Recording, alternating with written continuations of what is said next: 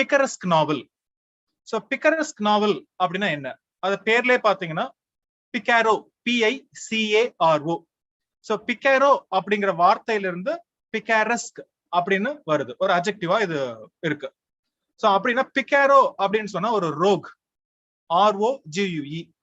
Rogue அப்படின்னா தமிழ்ல வந்து பொறுக்கி அப்படின்னு அர்த்தம் இல்லையா? ஆனா ரோக் அப்படின்னு வீட்டுக்கு அடங்காம ஊர் சுத்துறான் அப்படின்னு அர்த்தம் அது பொருள் பாத்தீங்கன்னா. அதே போல யாராட்டு ஒருத்தர் வீட்டுக்கு அடங்காம வீட்டை மீறி போறாங்க, அங்க ஏற்படுற அட்வென்ச்சர்ஸ், அவங்க சந்திக்கிற பிரச்சனை, இது எல்லாம் சேர்ந்துதான் வந்து அந்த நாவலா இருக்கும். சோ அதான் பிக்கரஸ்க் அப்படின்னு சொன்னா தி அட்வென்ச்சர்ஸ் ஆஃப் அ பிகாரோ, இந்த வீட்டுக்கு அடங்காம போறவனோட அட்வென்ச்சர்ஸ் அப்படின்னு சொல்லிட்டு. சோ இதுல தொடக்க காலகட்டத்துல பாத்தீங்கன்னா அது எங்க ஆரம்பிச்சது அப்படின்னு சொன்னா நாவல் அப்படின்னு சொன்னா இந்த நாவல தான் த ஃபர்ஸ்ட் மாடர்ன் நாவல் அப்படின்னு சொல்றோம். டான் குவிசாட், இங்கிலீஷ்ல ப்ரொனன்சியேஷன் வந்து டான் குவிசாட், QUIXOTE. இது ஒரு ஸ்பானிஷ் நாவல். எழுதுனது வந்து மிகாயில் தி செர்வான்டஸ். அப்ப மிகாயில் தி செர்வான்டஸோட ஸ்பானிஷ் நாவல் இது டான் குவிசாட். இல்ல ஸ்பானிஷ்ல ப்ரொனவுன்ஸ் பண்ணா டான் கிஹாட்டே அப்படின்னு ப்ரொனவுன்ஸ் பண்ணுவாங்க. இதுதான் வந்து it is considered the first modern novel வேர்ல்டுலே. எப்போ ஃபர்ஸ்ட் இதோட 2 பார்ட்ல வெளியே வருது. முதல் பார்ட் வந்து 1605ல பப்ளிஷ் ஆகுது. ரெண்டாவது பார்ட் வந்து 1615ல பப்ளிஷ் ஆகுது, 10 வருஷம் கழிச்சு. இன்னைக்கு வரைக்கும் இந்த நாவலோட தாக்கம் இருந்துகிட்டு தான் இருக்கு. ஏன், என்ன கதை அப்படின்னு சொன்னா, இங்க கிட்டத்தட்ட 50 இல்ல 50க்கும் மேற்பட்ட வயசு இருக்கக்கூடிய ஒரு ஆளு, அவர் தான் வந்து டான் குவிசாட். அது அவர் உண்மையான பேரு கிடையாது, சரியா? அவருக்கு வந்து வேற பேர் இருக்கு. சோ தன்னோட இயல்பான பேரை மாத்திக்கிட்டு இந்த பேரை வந்து அசியூம் பண்ணிக்கிறாரு, டான் குவிசாட் அப்படின்னு சொல்லிக்கிட்டு. உண்மையான பேர் என்னன்னு கண்டுபிடிங்க, ரைட்டா? சோ அவர் என்ன பண்ணுவார் அப்படின்னு சொன்னா, தன்னோட வீட்டுல வந்து நிலத்தெல்லாம் வித்து கூட புத்தகம் அதிகமா வச்சிருப்பாரு. அவருக்குன்னு ஒரு தனி லைப்ரரி இருக்கு. அந்த லைப்ரரியில வந்து புத்தகமா வாங்கி அடுக்குவார். அந்த புத்தகம் எதை பத்தியான புத்தகம் அப்படின்னு சொன்னா, நைட்ஸ், வாரியர்ஸ், இந்த சோல்ஜர்ஸ் எல்லாம் வந்து அந்த காலத்துல வந்து வீரத்துக்காக வந்து படையெடுத்து போவாங்க. ஏதாட்டும் வந்து அட்வென்ச்சர் இருக்கும், ஒரு பெண்ணை காதலிப்பாங்க, அவங்களுக்காக வந்து எல்லாத்தையும் தியாகம் பண்ணுவாங்க, அதே போல. சோ இவர் வந்து அதே மாதிரி வந்து தானும் வந்து வாழ்க்கையில வந்து அட்வென்ச்சர்ல இறங்கணும். ஆனா எந்த காலகட்டம் இது? 700, அதாவது 17th செஞ்சுரியில வந்து இது ஒரு ஆளு. சோ இவர் வந்து பாக்குறதுக்கு வெளியெல்லாம் வந்து பைத்தியக்காரன் அப்படிங்கிறாங்க. ஆனா இவருக்கு வந்து அந்த புத்தகம் அப்படின்னா உயிர். அப்ப என்ன பண்ணிக்கிறாரு, அந்த புத்தகங்களை படிச்சு படிச்சு, அதாவது ரொமான்ஸ் அப்படிம்பாங்க, ரொமான்ஸ் நாவல்ஸ், ரொமான்ஸ் அட்வென்ச்சர்ஸ் உண்மையான அர்த்தம். இப்பதான் ரொமான்ஸ்னா லவ். சோ முதல்ல ரொமான்ஸ் அப்படின்னா அட்வென்ச்சர். சோ இவர் வந்து தானும் வந்து ஒரு வீரனாக மாறணும் அப்படின்னு சொல்லிட்டு அந்த புத்தகத்தெல்லாம் படிச்சுக்கிட்டு கொஞ்சம் குழம்பி, ஆனா அவருக்கு அதுதான் யதார்த்தம். அப்ப என்ன பண்றாரு, ஒரு குதிரை, ஒரு நோஞ்சாங் குதிரை எடுத்துக்கிட்டு வீட்டுல எங்கேயோ மூலையில கிடந்த இந்த ஷீல்டு, பழைய ட்ரெஸ், இந்த வாரியருக்கான ட்ரெஸ், ஒரு ஈட்டி எல்லாம் எடுத்துக்கிட்டு கிளம்புவார். சோ ஃபர்ஸ்ட் அட்வென்ச்சர் தோத்து போகுது. அதுக்கப்புறம் திரும்பி வந்து தனக்கு வந்து யாராட்டும் வந்து துணை ஒருத்தன் தேவை அப்படின்னு சொல்லிட்டு பக்கத்துல ஒரு நெய்பர் இருப்பான். அதுதான் யாருன்னா சான்சோ பான்சோ. அப்ப சான்சோ பான்சோ கூப்பிட்டுக்கிறான், எப்பா இதுப்பா நான் வா, என் கூட வந்த அப்படின்னு சொன்னா நான் பல அட்வென்ச்சர் பண்ணுவேன், நான் எது வின் பண்றனோ அதெல்லாம் நீயே எடுத்துக்க அப்படின்னு சொல்றான். நான் வந்து உன்னை ஒரு நாள் கவர்னர் ஆக்குறேன், ஒரு ஊருக்கே கவர்னர் ஆக்குறேன், உனக்கு மாளிகை எல்லாம் கொடுப்பேன் அப்படின்னு சொல்றான். அவனும் வந்து அப்பாவி, பொண்டாட்டி பிள்ளையெல்லாம் விட்டுட்டு சரி இவன் சொல்றானேன்னு சொல்லிட்டு வர்றான். ஆனா என்னன்னா அவன்கிட்ட குதிரை கிடையாது. அதனால ஒரு கழுது மேல ஏறிக்கிட்டு அவன் வருவான். ஆள் வந்து நல்ல பல்கா குண்டா இருப்பார், சரியா? அப்போ இந்த பேர் பாத்தீங்கன்னா இன்னைக்கு வரைக்கும் இன்ஃப்ளூயன்ஸ் ஆகுது, லிட்டரேச்சர்லயும் சரி, சினிமாலையும் சரி. லாரல் அண்ட் ஹார்டி அப்படின்னு சொல்லிட்டு அமெரிக்காவில வந்து ஒரு ஃபேமஸான காமிக் பேர் இருக்காங்க சினிமாவில. ஒருத்தர் வந்து இது மாதிரி நோஞ்சா மாதிரி ஹைட்டா இருப்பாரு, இன்னொருத்தர் வந்து குண்டா இருப்பாரு. நீங்க அதே ஒரு இதை வந்து நம்ம தமிழ்நாட்டிலயும் பார்க்கலாம் இல்லையா? உங்களுக்கு வந்து கவுண்டர்மணி செந்தில் அப்படிங்கிற மாதிரி. சோ இது மாதிரி பேர், ஒரு காமிக் பேர் அப்படிங்கிறது வந்து பாத்தீங்கன்னா இந்த இவங்கதான் வந்து ட்ரெண்ட் செட் பண்ணதே. அதாவது டான் குவிசாட்டும் சான்சோ பான்சாவும் இலக்கியத்துல இருந்து அப்படியே பாத்தீங்கன்னா இது மத்த இடத்துலயும் வந்து ஸ்ப்ரெட் ஆகுது. அப்ப இதுல ஒரு முக்கியமான இந்த நாவல் ஒரு சீன் என்ன அப்படின்னு சொன்னா, இவன் வந்து நாவல்ல படிச்ச மாதிரி, தான் புத்தகத்துல படிச்ச மாதிரி வந்து ஜெயண்ட், பெரிய பெரிய அரக்கன்கள் எல்லாம் கொன்னாதான் வந்து பெரிய மாவீரன் ஆக முடியும் அப்படின்னு நினைச்சுக்கிட்டு என்ன பண்ணும் அப்படின்னு சொன்னா, அவன் கண்ணுக்கு வந்து சாதாரண விஷயம் கூட என்ன பண்ணும் அப்படின்னு சொன்னா அவன் கண்ணுக்கு வந்து பெருசா தெரியும் புத்தகம் படிச்சதுனால. அவனுக்கு அதுதான் யதார்த்தம், மத்தவங்களுக்கு அது யதார்த்தம் கிடையாது. அப்ப என்ன பண்ணுவான்னா, ஒரு விண்மில் தெரியும், ஒரு காற்று ஆலை. அந்த விண்மில்ல வந்து என்ன நினைச்சுக்கிறான், அதுதான் வந்து அரக்கர்கள் அப்படின்னு அவனா நினைச்சுப்பான், ரைட்டா? அத வந்து என்ன பண்ணுவான்னா ஈட்டி வச்சுக்கிட்டு இடிக்கிறதுக்கு போற ஒரு சீன். அந்த ஒரு சீன் தான் வந்து லிட்டரேச்சர்ல இன்னும் பேசக்கூடிய ஒரு பெரிய ஒரு சீனா இருக்கு நாவல்ல. அப்ப இந்த உங்களுக்கு ஸ்கிரீன்ல அதான் பாக்குறீங்க, வாட் ஜெயண்ட்ஸ். சான்சோ பான்சா வந்து யதார்த்தம், ரியாலிட்டியில இருக்கிறவன், இவன் கற்பனை உலகத்துல இருக்கிறவன். இந்த 2 பேரும் ஒன்னா டிராவல் பண்ணுது. அப்ப அவன் கேக்குறான், என் கண்ணுக்கு ஒண்ணுமே தெரியல தலைவரு அப்படிங்கிறாங்க. அதுக்கு நம்ம தலைவர் சொல்றாரு, those you see over there, நீ அங்க தெரிந்து பாத்தியா காற்றாலை, அதாவது அவனுக்கு காற்றாலை, இவனுக்கு சொல்றான், with the long arms, பெரிய பெரிய கைகள்லாம் வச்சுக்கிட்டு, sometimes they are almost 2 legs long, அவ்வளவு பெரிய அரக்கர்கள், இன்னைக்கு நான் அவங்களை அடிக்கிறேன் தூக்குறேன் அப்படின்னு சொல்லிட்டு சான்சோ பான்சாக்கு வந்து வெறும் அது சுத்தறதான் தெரியுது. இவன் கண்ணுக்கு மட்டும் தான் ஜெயண்ட். ஆனா நம்மால் கேட்க மாட்டாரு, ஓடுவாரு, குதிரையை கிளப்பிக்கிட்டு ஓடி அந்த காற்றாலை மேல இடிச்சு அந்த ரெக்கை வந்து இவன் மேல பட்டு கீழே விழுவான். இருந்தாலும் மீசையில மண்ணோட்டல அப்படிங்கிறப்ப அவன் சொல்லுவான், யாரோ என்னோட அட்வென்ச்சர் பொறுக்காம வந்து திடீர்னு விண்மில்லா மாத்திட்டாங்க அப்படின்னு சொல்லிடுவான். சோ ஒரு நக்கல் கலந்த ஒரு காமிக்கான ஒரு பேர் இது. சரியா? இதுதான் வந்து த ஃபர்ஸ்ட் மாடர்ன் நாவல். ஏன் மாடர்ன் அப்படின்னு சொன்னா சாதாரண மக்களை பத்தி பேசக்கூடியது. இதுக்கு முன்னாடி வந்து நைட்ஸ், வாரியர்ஸ் அவங்கள பத்தி எல்லாம் வந்து நாவல்ஸ் இருக்கு, ரொமான்ஸ் நாவல்ஸ் இருக்கு, ஷிவல்ரிக் அப்படிம்பாங்க. ஓகேவா? அப்ப ஷிவல்ரிக் அப்படிங்கிறது அட்வென்ச்சர்ஸ் போறது, CHIVALRIC, ஷிவல்ரிக் அப்படின்னு சொல்லிட்டு. பட் இதுதான் வந்து சாதாரண பாமானிய மக்களை பத்தி இருக்கிற நாவல். அப்போ நீங்க என்ன பண்ணுங்க அப்படின்னு சொன்னா, இதுல ஒரு 2-3 கேள்வி கேட்கிறேன், முடிஞ்சா கண்டுபிடிங்க. சோ நம்பர் 1 பாத்தீங்கன்னா, இவனுக்கு வந்து என்ன பண்ண அப்படின்னா காதலி ஒண்ணு தேவை இல்லையா? அவனால வந்து கற்பனை ஒரு காதலிக்கு வந்து ஏற்பாடு பண்ணிப்பார். அந்த காதலியோட பேர் என்ன அது கண்டுபிடிங்க. அதாவது டான் குவிசாட் தனக்குன்னு ஒரு காதலி இருக்கான்னு சொல்லிட்டு அவனா கற்பனை நினைச்சிட்டு உருவாக்கிப்பான். அவளுக்கு அந்த பெண்ணுக்கு வந்து அவன் பேர் வைப்பான். அந்த பேர் என்ன? அதுக்கப்புறம் பாத்தீங்க அப்படின்னு சொன்னா தன்னோட குதிரைக்கு ஒரு பேர் இருக்கு. டான் குவிசாட் இருக்கிற அந்த குதிரையோட பேர் என்ன? அதுக்கப்புறம் ஈவன் நம்ம சான்சோ பான்சா போறாரு இல்லையா கழுதை, அந்த கழுதைக்கு கூட ஒரு பேர் இருக்கு. சோ இதை முடிஞ்சா கண்டுபிடிச்சு சொல்லுங்க. டான் குவிசாட்டோட அந்த கற்பனையான காதலியோட பேர் என்ன? அதுக்கப்புறம் அவரோட குதிரை பேரு, அதுக்கப்புறம் நம்ம சான்சோ பான்சாவோட கழுதை கூட ஒரு பேர் இருக்கு. அகாடமி ஸ்டூடெண்ட்ஸா இருந்தா நோட்ஸ்ல நாவல்ஸ்க்கு தனியா ஒரு நோட்ஸ் புக் இருக்கு இல்லையா, அதுல நீங்க ஓப்பனிங்ல எடுத்து பார்த்தாலே இருக்கும். அதுக்கப்புறம் இன்னொன்னு என்னன்னு சொன்னா, நீங்க பிக்சர்ல பாக்குற அந்த கவர் பேஜ், அந்த இல்லஸ்ட்ரேஷன் வேற யாரும் இல்ல, பிக்காசோ வரைஞ்சது. ஏன்னா பிக்காசோக்கு வந்து இந்த நாவலையும் ரொம்ப பிடிக்கும். அதனால வந்து பிக்காசோ வரைஞ்ச ஓவியம் தான் வந்து இந்த நீங்க ஸ்கிரீன்ல பாக்குற. சரி, அடுத்தது போவோம். அப்ப இதுல முக்கியமான நாவல் இந்த ஜான்ர்ல, அதாவது பிகாரஸ்க் நாவல் அப்படின்னு சொன்னா என்னென்னலாம் இருக்கு? இங்கிலீஷ்க்கு வந்தா அது வந்து ஸ்பானிஷ் நாவல். 17th செஞ்சுரியில ஷேக்ஸ்பியருக்கு சமகாலத்தில் வாழ்ந்தவர் தான் வந்து செர்வான்டஸ். சரியா? அப்ப வந்து இங்கிலாந்துக்கு வந்தீங்க அப்படின்னு பாத்தீங்கன்னா அதே காலகட்டத்துல எதெல்லாம் நாவல், அதாவது இங்கிலீஷ்ல வந்து முதல் நாவல் அப்படின்னு சம்டைம்ஸ் எதை கன்சிடர் பண்றாங்கன்னா, அதாவது நாவலுக்கு முன் மாதிரி அப்படின்னு சொன்னா தாமஸ் நாஷ், ஒரு யூனிவர்சிட்டி விட், அவரோட அன்பார்ச்சுனேட் டிராவலர் அப்படிங்கிற ஒரு ப்ரோஸ் ஒர்க், அத வந்து நாவலுக்கு முன்னோடி அப்படின்னு சொல்றாங்க. சரியா? 1594ல வந்திருக்க வாய்ப்பு இருக்கு. அதுக்கப்புறம் ஒரு மாடர்ன் நாவல், இங்கிலீஷ்ல ஃபர்ஸ்ட் மாடர்ன் நாவல் அப்படின்னு சொன்னா டேனியல் டீஃபோட ராபின்சன் க்ரூசோ. உங்களுக்கே தெரியும், இந்த க்ரூசோ வீட்டுக்கு அடங்காம நான் வந்து கடலுக்கு போறேன் அப்படின்னு சொல்லிட்டு ஒரு ஷிப்ல ஏறி போறான். அங்க வந்து ஒரு ஷிப்ரிக், கடல் அந்த கப்பல் உடையுது, ஒரு தீவுல போய் கரை ஒதுங்குறான். அந்த தீவுல வந்து என்ன பண்றான் அப்படின்னா வாழ ஆரம்பிக்கிறான். சோ அவனை காப்பாத்துறதுக்கு எந்த ஒரு இதுவும் வரல. சரியா? அப்ப இடையில ஒரு ஆளை சந்திப்பான் இல்லையா, ரொம்ப வருஷம் கழிச்சு, ஒரு 20 வருஷத்துக்கு அதுக்கப்புறமா. அவன் பேர் வந்து மேன் ஃப்ரைடே இல்லையா, கேள்விப்பட்டிருக்கீங்க, முக்கியமான ஒரு கேரக்டர் லிட்டரேச்சர்ல. ரைட்டா? அப்புறம் இதை வந்து போஸ்ட் கொலோனியல் லிட்டரேச்சர்ல அதிகமா டிஸ்கஸ் பண்ணக்கூடிய ஒரு நாவல். ஏன்னா இவன் வந்து இங்கிலீஷ்காரன், அவன் வந்து ஒரு நேட்டிவ். அவனை வந்து ஏதோ மாமிசம், அதாவது மனித மாமிசம் சாப்பிடக்கூடிய ஒரு கேனிபல் மாதிரி போர்ட்ரே பண்ணிருப்பாங்க. அப்புறம் கடைசியில வந்து இவனை ரெஸ்கியூ பண்ணி திருப்பி இங்கிலாந்துக்கு வரான். அப்புறம் அவனுக்கு பல சொத்து வருது, சந்தோஷமா இருக்கிற மாதிரி வந்து நாவல் முடியும். இதுல ஒரு கேள்வி கேட்கணும் அப்படின்னு சொன்னா, ராபின்சன் க்ரூசோ வந்து அந்த தீவுல எத்தனை வருஷம் வாழ்ந்தான்? அந்த ஷிப் உடைஞ்சதுக்கு அப்புறமா போய் கரை ஒதுங்குறதுல இருந்து இங்கிலாந்துக்கு திரும்பி வர வரைக்கும் அவன் எத்தனை வருஷம் வந்து அந்த தீவுல வந்து வாழ்ந்தான்? சோ ஆன்சர் வந்து எங்க காமெண்ட்ஸ்ல சொல்லுங்க, இல்லைன்னா சாட்லயும் சொல்லலாம். அடுத்தது ஹென்ரி ஃபீல்டிங் இன்னொரு ஒரு பரிமாணத்துக்கு எடுத்துட்டு போறாரு. அவரோட ஒரு முக்கியமான நாவல் டாம் ஜோன்ஸ். இதுவும் ஒரு பிகாரஸ்க் நாவல். அப்ப டாம் ஜோன்ஸ் பாத்தீங்க அப்படின்னு சொன்னா அதே மாதிரி வீட்டுக்கடை, அதாவது வந்து ஒரு ஃபவுண்ட்லிங், அதாவது இவனை வந்து ஒரு அம்மா வந்து பெத்து எடுத்துட்டு ஒரு வீட்டுல வச்சுட்டு போயிடுறாங்க, அவ்வளவுதான், ஒரு இல்லீகலா பிறந்த மாதிரி. சோ இவனுக்கு வந்து ஒருத்தர் பேட்டர்ன் வந்து எடுத்து வளர்க்குறாரு, ஒரு கார்டியன் இவனுக்கு இருக்காரு.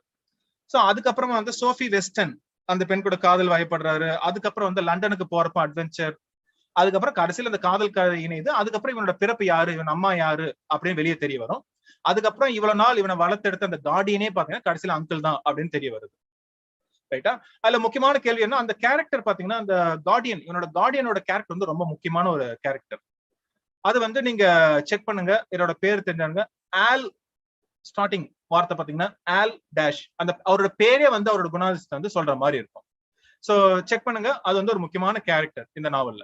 அதுக்கப்புறம் வந்து மார்க் ட்வைனோட ஹக்கிள்பெரி ஃபின், இதுவும் அட்வென்ச்சர் தான் இல்லையா? ஹக்கிள்பெரி ஃபின் வந்து அவங்க அப்பன் குடிகாரன். சோ அதனால வந்து இந்த மிசிசிபி ரிவர்ல வந்து ஒரு பயணம் பண்ற மாதிரி அமெரிக்க நாவல் இது. சோ ஆனா ஏன் இது வந்து ரொம்ப முக்கியமான நாவல் அப்படின்னு சொன்னா, முதல் தடவையா ஒரு பிளாக், ஒரு கருப்பின கேரக்டர் வந்து முக்கியமான கேரக்டர் நாவல்ல வருது. ஏன்னா இதே சமயத்துல இந்த ஹக்கிள்பெரி ஃபின் சின்ன பையன் வந்து வீட்டுல வந்து அப்பாட்டு வந்து தப்பிச்சு வர்றான்.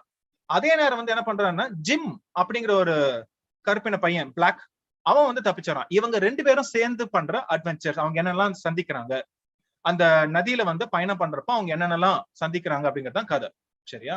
அப்புறம் இதை எழுதுனது வந்து மார்க் ட்வைன். மார்க் ட்வைனோட இயல்பு, அதாவது உண்மையான பெயர் என்ன? இது வந்து ஒரு சூடோனிம், ரைட்டா? மார்க் ட்வைன் அப்படிங்கிறது சூடோனிம் தானே தவிர அது அவரோட உண்மையான பெயர் கிடையாது. சோ அதையும் கண்டுபிடிங்க. சரி, இது அப்ப இந்த நாவலோட தாக்கம் நீங்க பாத்தீங்கன்னா இன்னும் இருந்துட்டே இருக்கு. அதாவது நான் எது பேசுறேன்னா டான் குவிசாட். இப்ப ரீசெண்டா, அதாவது 2019ல பப்ளிஷ் ஆன சல்மான் ரஷ்டியோட கிஹாட்டே, அவரோட ஸ்பெல்லிங் அப்படிதான் எழுதியிருக்காரு. நாவலோட பேர் பாருங்க, QUICHOTT, ஏன்னா அதான் ஸ்பானிஷ் ப்ரொனன்சியேஷன், டான் கிஹாட்டே. அப்ப கிஹாட்டே அப்படின்னு சொல்லிட்டு தன்னோட நாவலுக்கு பேர் வச்சிருக்காரு. இத புக்கர் பிரைஸ்க்கு வந்து லாங் லிஸ்ட் பண்ணப்பட்டது, ஷார்ட் லிஸ்ட் கூட ஆகல. ஓகே, சுமாரான ஒரு நாவல். சரியா? அப்ப நான் என்ன சொல்றேன் அப்படின்னு சொன்னா, டான் குவிசாட் அந்த காலத்துல இருந்து இந்த காலத்து வரைக்கும் அதோட தாக்கம் இருந்துகிட்டு தான் இருக்கு. அதுக்கப்புறம் இந்த நாவலை வந்து பாத்தீங்க அப்படின்னு சொன்னா, ரஷ்ய எழுத்தாளர் டாஸ்டோவஸ்கி அவர் என்ன சொல்றாரு, செர்வான்டஸோட Don Quixote is the saddest book ever written அப்படின்னு சொல்லிட்டு டிஸ்கிரைப் பண்றாரு. ஏன் அவர் அப்படி சொல்றாரு அப்படின்னு சொன்னா, அந்த நாவலோட இறுதியில பாத்தீங்கன்னா டான் குவிசாட்டுக்கு வந்து அவரோட உலகத்துல இருந்து யதார்த்தத்துக்கு வந்துருவாரு. ஏன்னா அவரோட உலகம் வந்து ஒரு கற்பனை உலகம், ஒரு புத்தகத்துல படிக்கிறாரு, அந்த கற்பனை உலகத்துல வந்து யதார்த்தத்தை பார்ப்பாரு. ஆனா கடைசியில வந்து அவனால வந்து அந்த ஃபேண்டசி, அவனுக்குள்ள இருக்கிற ஒரு அந்த இமேஜினேஷன் செத்து போகும். அப்போ ஒரு இமேஜினேஷன் செத்து போனா, ஒரு கனவு செத்து போனா உயிரோட இருக்க முடியாது அப்படிங்கிற மாதிரி வந்து கடைசியில அவர் இறக்குற மாதிரி வந்து கதை முடியும். சரியா? அதனாலதான் வந்து டாஸ்டோவஸ்கி என்ன சொல்றாரு, தி சேடஸ்ட் புக் எவர் ரிட்டன். ஏன்னா ஒரு மனுஷனுக்கு கனவு இல்ல, அடுத்து எங்க போற லட்சியம் இல்லை அப்படின்னு சொன்னா சாவ நோக்கி பயணம் பண்ற மாதிரி வந்து முடியுது. சரி, இதே ஃபர்ஸ்ட் பிகாரஸ்க் நாவல். சோ இப்படிதான் வந்து நாவலோட தொடக்கம் இருக்கு. அப்ப முதல்ல வந்து நாவல், ஒரு மாடர்ன் நாவல் இப்படிதான் தொடங்குது. மத்த இதெல்லாம் வந்து நம்ம பார்த்தாச்சு. சரி, அடுத்தது வந்து பார்ப்போம் அப்படின்னு சொன்னா இபிஸ்டாலரி. அப்ப இபிஸ்டாலரி அப்படின்னு சொன்னா லெட்டர்ஸ் அப்படின்னு அர்த்தம். இபிசில், லெட்டர்ஸ். ஒரு நாவல் வடிவமே வந்து லெட்டர் வடிவத்துல, ஏன்னா அந்த காலத்துல லெட்டர் தான் அதிகமா எழுதியிருப்பாங்க. அப்ப லெட்டர் வடிவத்துல எழுதின நாவலை தான் வந்து இபிஸ்டாலரி அப்படின்னு சொல்றோம். அப்ப அந்த வார்த்தை எதுல இருந்து வருது? இபிசில், EPISTLE. இபிசில் அப்படின்னு சொன்னா லெட்டர் அப்படின்னு அர்த்தம். அந்த காலத்து வார்த்தை, இப்ப அதை அவ்வளவு பயன்படுத்தல. ஆனா ப்ரொனன்சியேஷன் கொஞ்சம் டிஃபரெண்ட். அந்த டி வந்து சைலண்ட், EPISTLE, டி சைலண்ட். இபிசில், ஆனா இபிஸ்டாலரி அங்க வந்து டி ப்ரொனன்ஸ் பண்ணுவோம்.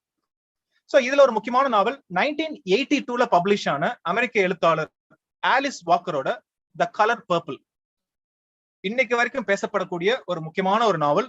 இதுல வந்து என்னன்னா, ஒரு கருப்பின பெண் சீலியா அவ இருக்கிறா. சோ அவள் வாழ்க்கையில ஏற்படக்கூடிய துன்பங்கள் அது எல்லாத்தையும் வந்து அதுக்கப்புறம் கடைசியில எப்படி வந்து அவ ஒரு டர்னிங் பாயிண்ட் வருது, தன்னைத்தானே வந்து நிரூபிக்கிற அப்படிங்கிற மாதிரிதான். அவளோட துக்கத்தை வந்து வேற யாருக்கும் அவளால சொல்ல முடியல. அதனால இந்த நாவல் ஃபுல்லா பாத்தீங்கன்னா அவ வந்து கடவுளுக்கு வந்து லெட்டர் எழுதுற மாதிரி அப்படிதான் இருக்கும். டியர் காட், இதான் ஓப்பனிங் பேஜ்ல இருக்கும். Dear God, I am 14 years old.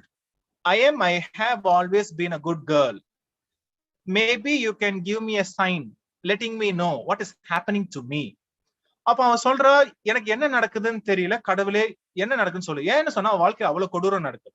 அவளோட ஃபாதரே வந்து அவளை வந்து ரேப் பண்ணிடுறாரு. கிட்டத்தட்ட 2 குழந்தைங்க இருக்குது. அந்த 2 குழந்தைய வந்து அவ கடத்திட்டு போயிட்டு வேற எங்கேயோ அந்த குழந்தைங்க கொன்னுட்டான்னு இவன் முதல்ல நினைக்கிறா. அப்புறம் கடைசியில எண்டுல வந்து கொல்லலன்னு நம்மளுக்கு தெரிய வரும். சரியா? தென் இன்னொன்னு நம்மளுக்கு தெரிய வருது என்ன அப்படின்னு சொன்னா, இதுக்கப்புறம் என்ன ஆகும் அப்படின்னு சொன்னா இவங்க அம்மாவும் கர்ஸ் பண்ணுவாங்க. தென் கடைசியில தெரியுது அது அப்பா வந்து உண்மையான அப்பா கிடையாது, ஒரு ஸ்டெப் ஃபாதர் தான் தெரிய வருது. சரியா? சோ அது எண்டுல. ஆனா இவங்க வாழ்க்கையோட போராட்டம், அதுக்கப்புறம் கல்யாணம் பண்ணி கொடுப்பாங்க, அங்க பிரச்சனை, அவங்க அந்த ஹஸ்பண்டோட பிரச்சனை, அந்த ஹஸ்பண்டுக்கு வந்து ஒரு ரிலேஷன்ஷிப் இருக்கும், ஒரு அஃபேர் இருக்கும், அந்த பெண்ணோட ஒரு நல்ல உறவு ஏற்படும். சோ இது மாதிரி ஒவ்வொரு கட்டத்திலையும் வாழ்க்கையோட கட்டத்துல வந்து போயிட்டே இருக்கு. பிளஸ் அவ கடைசியில மீண்டு எப்படி வந்தா அப்படிங்கறத வந்து கதை, த கலர் பர்பிள். அப்ப இன்னைக்கும் வரைக்கும் ஆப்ரோ அமெரிக்கன் லிட்டரேச்சர்ல வந்து இது ஒரு முக்கியமான ஒரு நாவலா இருக்கு. சரி, இதே போல வேற என்னென்னலாம் இருக்கு எபிஸ்டாலரி நாவல் அப்படின்னு பாத்தீங்கன்னா, உங்களுக்கு வந்து இங்கிலீஷ்ல எபிஸ்டாலரி நாவல் தொடக்கம் அப்படின்னு பாத்தீங்கன்னா சாமுவேல் ரிச்சர்ட். சோ பமிலாவோட சப்டைட்டில் என்ன அப்படின்னு தெரிஞ்சா சொல்லுங்க. ஏன்னா ஒரு முக்கியமான ஏன்னா இது அந்த காலத்துல இப்போ நெட் எக்ஸாம்ல ஒரு 5 இயர்ஸ் 6 இயர்ஸ் முன்னாடி இதெல்லாம் வந்து சப்டைட்டில்ஸ் எல்லாம் கேள்வி கேட்டுட்டே இருந்தாங்க. பமிலாவோட சப்டைட்டில் வந்து ஒரு முக்கியமான சப்டைட்டிலா இருக்கும். அப்ப இந்த கதையில பாத்தீங்கன்னா பமிலா வந்து ஒரு இடத்துல வேலை பார்ப்பா. அங்க வந்து ஓனர் பேர் வந்து மிஸ்டர் பி, வெறும் பி, பி ஃபார் பாய், ஓகேவா, பி. அப்ப மிஸ்டர் பி வந்து தன்னோட அம்மா இறந்ததுக்கு அப்புறம் இந்த பெண்ணை வந்து நீ எனக்கு கல்யாணம் பண்ணிக்கணும், நீ என் கூட இருக்கணும் அப்படிங்கிற மாதிரி டார்ச்சர் பண்றான். இந்த பெண்ணுக்கு வந்து முதல்ல பிடிக்கல, கிட்டேயே நெருங்க விட மாட்டேங்கிறா. அதுக்கப்புறம் வந்து என்ன பண்றா அப்படின்னு சொன்னா தன்னோட அன்பால வந்து அவனை மாத்துறா. இது பழைய காலத்து கதை. அப்படியே ஒரு பெண் வந்து இந்த கெட்டவனை நல்லவனா மாத்துற மாதிரி ஒரு கதை. சரியா? அதுக்கப்புறம் மிஸ்டர் பி வந்து நல்லவனா மாதிரி கடைசியில இவர் எப்படி கல்யாணம் பண்ணிக்கிறாரு. அதனால வந்து இவளோட வேர்ச்சு, இவளோட குணம், எல்லா நல்ல விஷயங்கள் எல்லாத்துக்கும் வந்து இவளுக்கு வந்து ரிவார்ட் கிடைச்சது அப்படிங்கிற மாதிரி முடியும். சரியா? ஆல்மோஸ்ட் நான் சப்டைட்டில் ரிவீல் பண்ணிட்டேன். சரியா? அடுத்தது வந்து உங்களுக்கு ஒரு ஜெர்மன் ரைட்டர் கர்ட்டர், இது கொஞ்சம் பார்த்து ப்ரொனவுன்ஸ் பண்ணும். அவரோட ஸ்பெல்லிங் பாத்தீங்கன்னா GOETHE, ஆனா ப்ரொனன்சியேஷன் வந்து வேற. கர்ட்ட, ரைட்டா? அதாவது எப்படி பண்ணுவாங்க, GUHTEH, கர்ட்ட அப்படி ப்ரொனவுன்ஸ் பண்ணுங்க. ஆனா ஸ்பெல்லிங் வந்து GOETHE, கர்ட்ட. ரொம்ப ஒரு ஃபேமஸான ரைட்டர் ஜெர்மன்ல. இவரோட ஒரு முக்கியமான ஒரு எபிஸ்டாலரி நாவல் வந்து த சாரோஸ் ஆஃப் யங் வெர்தர் அப்படிங்கிறதோட ஒர்க். அதுக்கப்புறம் நீங்க சொல்ல போனா மேரி ஷெல்லி. மேரி ஷெல்லியோட காத்திக் நாவல், அதாவது ஒரு இப்ப அடுத்த நம்ம தான் பார்க்க போறோம். சோ அதோட அடுத்த பரிமாணம் தான் பிராங்கன்ஸ்டீன். உங்களுக்கே தெரியும், விக்டர் பிராங்கன்ஸ்டீன் அப்படிங்கிறது ஒரு டாக்டரோட பேர். அவன் என்ன எக்ஸ்பெரிமெண்ட் பண்றான், இந்த பிணங்கள் எல்லாம் என்ன பண்றான்னா, அந்த காலத்துல வந்து அந்த டாக்டருங்க எல்லாம் வந்து பிணத்தெல்லாம் வெட்டி பார்க்க முடியாது. அவன் நைட்டோட நைட்டா போயிட்டு என்ன பண்றான் அப்படின்னு சொன்னா, சுடுகாட்டுல இருக்கிற பிணத்தெல்லாம் எடுத்து அதை வெட்டி கிட்டி ஒரு ஒரு ஒரு உயிர் கொடுக்கணும்னு நினைக்கிறான். ஒரு சவத்துக்கு உயிர் கொடுக்கணும்னு நினைக்கிறான். அப்படி ஒரு கொடுத்ததுதான் வந்து ஒரு மான்ஸ்டரா உருவெடுக்குது. அந்த மான்ஸ்டர் கேக்குது, நீ வந்து என்ன பண்ண அப்படின்னு சொன்னா, எனக்கு ஒரு பேரை கொடு, எனக்கு நான் தனிமையில வாழ்றேன் அப்படின்னு சொல்லும். இவன் என்ன நினைப்பான், உனக்கு ஒரு பேர் கொடுத்து நீங்க 2 பேரும் ப்ரொக்ரியேட் பண்ணி இந்த உலகம் ஃபுல்லா மான்ஸ்டர் ஆகக்கூடாதுன்னு கொடுக்க மாட்டான், ஓடிடுவான். அப்ப அந்த மான்ஸ்டர் என்ன பண்ண, இவனை துரத்திட்டு வந்து ஒவ்வொருத்தரையா கொல்லும். இவனோட காதலியை கொல்லும், இவனோட நண்பனோட கொல்லும், இவனோட தம்பியை கொல்லும், ஒவ்வொருத்தனா கொல்லும். சோ அதனால இவன் வந்து அந்த மான்ஸ்டர் கொன்னே ஆகணும்னு சொல்லிட்டு ஒரு ரிவெஞ்ச் மாதிரி பின்னாடி துரத்திட்டு போவான். சோ இதான் வந்து கதை. இந்த கதை வந்து இன்னும் இருக்கு. அதாவது எப்படி வந்து சயின்ஸை நம்ம கையில எடுத்துக்கிறப்ப வந்து அது திருப்பி அடிக்கிறது மாதிரி. நீங்க ஆல்மோஸ்ட் இந்த கதையை வந்து எந்திரன் தமிழ்ல எடுக்கலாம், இல்ல இங்கிலீஷ் படம் பாத்தீங்கன்னா ஐ ரோபோட், வெல் ஸ்மித் நடிச்சது, எல்லாம் இதை பேஸ் பண்ணி எடுத்ததுதான். அதாவது ஒரு காலகட்டத்துக்கு அப்புறம் வந்து நம்ம உயிர் கொடுக்க ஆரம்பிச்சோன்னா என்ன ஆகும், கடவுளோட பணியை பண்ண ஆரம்பிச்சோன்னா இப்படிதான் ஆகுங்கிற மாதிரி. இது ஏன் எபிஸ்டாலரி நாவல் அப்படின்னு சொன்னா, இந்த கதை எப்படி தொடங்கும் அப்படின்னு சொன்னா, நார்த் போல நோக்கி வந்து ஒரு ஷிப் போகுது. அந்த ஷிப்போட கேப்டன் வந்து இவனை பாக்குறாங்க. அதாவது விக்டர் பிராங்கன்ஸ்டீன் வந்து ஒரு மான்ஸ்டரை துரத்திட்டு போறதை வந்து பாக்குறான். ஆனா விக்டர் பிராங்கன்ஸ்டீன் வந்து உடம்பு சரியில்லாம போகுது. அவனை வந்து தன்னோட கப்பலை வச்சுக்கிட்டு அந்த கப்பல்ல வந்து விக்டர் பிராங்கன்ஸ்டீன் வந்து அந்த கேப்டனுக்கு கதை சொல்றான். அந்த கதையை வந்து அந்த கேப்டன் வந்து தன்னோட சிஸ்டருக்கு வந்து எழுதுறான், ரைட்டா, லெட்டர்ல. சோ இப்படிதான் வந்து இது வந்து எபிஸ்டாலரி நாவல் அப்படின்னு பார்க்கும். அடுத்தது வந்து ரஷ்யன் எழுத்தாளர் டாஸ்டோவெஸ்கி, அவரோட புவர் ஃபோக், அதுவும் வந்து எபிஸ்டாலரி நாவல். சரி, இதெல்லாம் எபிஸ்டாலரி நாவல் அப்படிங்கிறப்ப வந்து இதோட மாடர்ன் வெர்ஷன். அப்ப எபிஸ்டாலரி, அதாவது நான் என்ன சொல்ல விரும்புறேன்னா, இதெல்லாம் அந்த காலத்து இது அப்படின்னு நினைக்க வேணாம். இதோட எவல்யூஷன் இருந்துகிட்டே தான் இருக்கு. இப்போ நம்மளுக்கு வந்து அரவிந்த் அடிகா, இந்திய எழுத்தாளர், முக்கியமா அவரோட நாவல் த ஒயிட் டைகர் அப்படிங்கிறது வந்து புக்கர் பிரைஸ் வின் பண்ணுச்சு, த மேன் புக்கர் பிரைஸ். அப்ப இந்த நாவல் பாத்தீங்கன்னா, இந்த நாவலுக்கும் இந்த எபிஸ்டாலரிக்கும் என்ன சம்பந்தம்னா, எபிஸ்டாலரி நாவலோட அடுத்த பரிமாணம். அதாவது அரவிந்த் அடிகா இந்த நாவல் எப்படி எழுதுறாரு அப்படின்னு சொன்னா, இதுல வந்து இமெயில் ஃபார்ம்ல எழுதுறாரு. அப்ப லெட்டர் வடிவத்துல இருந்து இமெயில் ஃபார்முக்கு ஸ்விட்ச் பண்றாரு. அப்ப உங்களுக்கு வந்து பல்ராம் ஹல்வாய் அப்படின்னு சொல்லிட்டு ஹீரோ, அவன் வந்து ஒரு லோவர் காஸ்ட சார்ந்தவன். சோ அவன் வந்து எப்படி வந்து வாழ்க்கையில முன்னுக்கு வரான், அதாவது அவனுக்கு விட மாட்டாங்க. அவன் மேல வந்து ஒரு கேஸ் போட பார்ப்பாங்க. அதாவது அவனோட ஓனர் செஞ்ச ஹிட் அண்ட் ரன் கேஸ்க்கு, அதாவது அவன் ஆக்சிடென்ட் பண்ணிடுவான், அந்த கொலை கேஸை இவன் மேல தூக்கி போட்டு பண்ணலான்னு பார்ப்பாங்க. அதுக்கப்புறம் வந்து இவன் பணத்தை எடுத்துக்கிட்டு அசோக் அவனை கொண்டுட்டு பெங்களூருக்கு வருவான், டெல்லியில இருந்து தப்பிச்சு வருவான். டெல்லியில வந்து கடைசியில பாத்தீங்கன்னா ஒரு டாக்ஸி கம்பெனி ஆரம்பிச்சு பெரிய பணக்காரனா வெளியே வரான். சோ அப்படி வந்ததுக்கு அப்புறம் தன்னோட வளர்ச்சியை வந்து யாருக்குடா சொல்றதுன்னு பார்த்தா, இந்தியாவுக்கு வந்து சைனீஸ் பிரைம் மினிஸ்டர் வந்து வென் ஜியாம்போ, அவர் வந்து அப்போ வருவார். அவருக்கு வந்து இவர் வந்து இமெயில் அடிக்கிற மாதிரி, அதான் அப்படிதான் ஸ்ட்ரக்சர் இருக்கும். இவர் நைட் உட்காந்து இவரோட தன்னோட வரலாறு வந்து, வென் ஜியாம்போ எங்க ஊருக்கு வந்திருக்கீங்க, அப்ப எங்க ஊர்ல வந்து ஆண்டர்பிரனர்ஸ், தொழில் முனைவோர் எப்படி இருக்கிறாங்க, அதுல நான் ஒருத்த முக்கியமான ஆளு அப்படின்னு சொல்லிட்டு தன்னோட கதையை வந்து இமெயில் ஃபார்ம்ல அனுப்புற மாதிரி வந்து கதை வடிவமைக்கப்பட்டிருக்கும். சரியா? அதனால நீங்க என்ன பண்ணலாம்னா எபிஸ்டாலரி நாவலோட ஒரு மாடர்ன் வெர்ஷன் அப்படின்னு சொல்லிட்டு நம்ம ஒயிட் டைகரை பார்க்கலாம் இன் டர்ம்ஸ் ஆஃப் ஃபார்ம்ல. சரியா? அடுத்து காத்திக் நாவல். அப்ப காத்திக் அப்படிங்கிற வார்த்தை ஃபர்ஸ்ட் எங்க இருந்து வந்துச்சுன்னு பார்ப்போம். சோ காத்திக் அப்படிங்கிற வார்த்தை ஆர்கிடெக்சர், ரைட்டா, கட்டடம், கட்டட கலை இருக்கு இல்லையா, ஆர்கிடெக்சர் இருந்து வருது. ஆர்கிடெக்சர்ல பாத்தீங்கன்னா ஒரு காலகட்டத்தில் இருக்கிற ஒரு பில்டிங், அந்த பில்டிங் வந்து காத்திக் அப்படின்னு சொன்னா அந்த பில்டிங் வந்து பாத்தீங்கன்னா ஒரு காசல் பெரிய அரண்மனை போல இருக்கும். உள்ள வந்து ஏகப்பட்ட ரூம் இருக்கும், அண்டர் கிரவுண்ட்ல ரூம்ஸ் இருக்கும், டிராப் டோர், திடீர்னு பாத்தீங்கன்னா ஒரு பதுங்குக்குழி இருக்கும், ஏகப்பட்டது இருக்கும். திடீர்னு வந்து மண்ட ஓடுகள்லாம் இருக்கிற மாதிரி அதுல வந்து சில மர்மங்கள்லாம் ஒளிஞ்சிருக்கும். அது சொன்னதை வச்சா நீ கண்டுபிடிச்சிடலாம் சம்திங் வித் ஹாரர் இல்ல சூப்பர் நேச்சுரல், பேய், அதுக்கு சம்பந்தப்பட்டது அந்த நாவல். இன்னைக்கு வரைக்கும் பாத்தீங்க அப்படின்னு சொன்னா காத்திக் அப்படின்னு சொன்னா உங்களுக்கு இந்த அரண்மனை அதுலதான் பாத்தீங்கன்னா பேய் வீடு அதுதான் வரும். சரியா? So before we man I just left one thing, நான் இதை மறந்துட்டேன். ஆலிஸ் வாக்கர் சொல்லுங்க, அவங்க ஒரு ஃபெமினிஸ்டும் கூட. அவங்க வந்து இந்த டேர்மை காயின் பண்ணிருந்தாங்க, ஃபெமினிசம் அப்படிங்கிற ஒரு டேர்மை காயின் பண்ணாங்க. எதுக்கு அந்த டேர்மை காயின் பண்ணாங்க அப்படின்னு சொன்னா ஃபெமினிசம் அப்படிங்கிற டேர்ம் வந்து ஒரு பிராட் டேர்மா இருக்கு. ஆனா அந்த ஃபெமினிசம் வந்து ஒயிட், வெள்ளையா இருக்கிற பெண்களை தான் குறிக்கிறத தவிர அது எங்களெல்லாம், இப்ப நான் ஒரு கருப்பின பெண்ணாச்சே என்ன அது குறிக்குமா, இல்ல இந்தியர்களாகிய பிரவுன் அவங்களை குறிக்குமா, இல்ல மத்த கலர் இருக்கிற பெண்களை குறிக்க மாட்டேங்குது. அது ரொம்ப எலிட்டா இருக்கு ஃபெமினிசம்ங்கிறது. அதனால விமனிசம் அப்படின்னு சொல்லிட்டு அவங்க ஒரு டேர்மை காயின் பண்றாங்க. அது என்னன்னா விமன் ஆஃப் கலர், எந்த நிறத்தை உடையவங்களுக்கும் அவங்களோட உரிமைக்காக, பெண்ணோட உரிமைக்காக போராடுறது அப்படின்னு சொல்லிட்டு ஒரு டேர்மை காயின் பண்ணாங்க. சரியா? அதை வந்து நீங்க என்ன பண்ணலாம், ஆலிஸ் வாக்கர் இதே நேரத்தில் வச்சுக்கீங்க, கலர் பர்பிள் நேரத்தில் வச்சுக்கோங்க. சரி, திருப்பி காத்திக்கு போவோம். அப்ப நீங்க பாத்தீங்கன்னா இன்னைக்கு வரைக்கும் நீங்க எந்த ஒரு பேய் படம் எடுத்தாலும் ஏதாட்டும் ஒரு அரண்மனை இருக்கும், பாலடைஞ்ச பங்களா இருக்கும், அங்க வந்து ஏதாட்டும் ஒரு ஆவி புதஞ்சிருக்கும், ஒரு ரிவெஞ்ச் எடுக்கணும், அப்படிதான் இருக்கும். அதே போலதான். சோ இது பாத்தீங்கன்னா இதுல முக்கியமான நாவல் இன்னைக்கு வரைக்கும் இந்த ஃபர்ஸ்ட் காத்திக் நாவல்னு சொல்லக்கூடிய இங்கிலாந்துல ஹொரேஸ் வால்போல் எழுதின த காசில் ஆஃப் ஆட்ராண்டோ. ஓகேவா? அதுதான் வந்து த ஃபர்ஸ்ட் காத்திக் நாவல் அப்படின்னு கன்சிடர் பண்றாங்க. 1764ல வெளியே வருது. என்ன கதை? அப்போ இந்த ஊரை ஆட்சி பண்ற ஒரு பிரின்ஸ் யாருன்னா மேன்ஃப்ரெட் அப்படின்னு ஒருத்தன், வயசான ஆளு. சோ அவனுக்கு வந்து 2 குழந்தைங்க இருக்கு. யாரு அப்படின்னு சொன்னா பையன் பேர் வந்து கான்ட்ரட், பொண்ணு பேர் வந்து மெட்டில்டா. சரியா? ஒய்ஃப் பேர் வந்து ஹிப்போலிட்டா. சோ இதான் வந்து ஃபர்ஸ்ட். அப்ப இந்த இதுக்கு வந்து ஒரு சாபக்கேடு ஒண்ணு இருக்கு. எப்பப்பெல்லாம் வந்து இந்த குடியை சேர்ந்தவங்க வளர்ந்துகிட்டே இருக்காங்களோ அதுக்கப்புறம் வந்து இந்த ஒரிஜினல் ஓனர் அப்படின்னு ஒருத்தன் வருவான், அந்த சந்ததி அழியும் அப்படிங்கிற மாதிரி வந்து ஒரு கர்ஸ் எல்லாம் இருக்கு. சரி, இதெல்லாம் வந்து சோதிச்சு பாப்பான்னு மேன்ஃப்ரெட் என்ன பண்றான், தன்னோட புள்ள கான்ட்ரடுக்கு வந்து கல்யாணம் பண்ணி வைக்கணும்னு நினைக்கிறான். யாரு கூட அப்படின்னு சொன்னா இசபெல்லா அப்படிங்கிற ஒரு பெண் கூட வந்து கல்யாணம் பண்ணணும்னு நினைக்கிறான். ஆனா கல்யாணத்துக்கு முன்னாடி என்ன ஆகுது, தன்னோட பையன் கான்ட்ரட் ஏற்கனவே வந்து நோய்வாய்ப்பட்டிருக்கான். ஓகே, ஒரு சிக்லி பர்சன் அவன். அந்த கல்யாணத்தை என்ன விசித்திரமா இந்த ஃபேட் விளையாடுது. திடீர்னு பாத்தீங்கன்னா ஆகாயத்துல இருந்து ஒரு ஹெல்மெட் வந்து, ஒரு பெரிய ஹெல்மெட் அவன் மேலேயே விழுந்து அவன் செத்துடுறான். சரியா?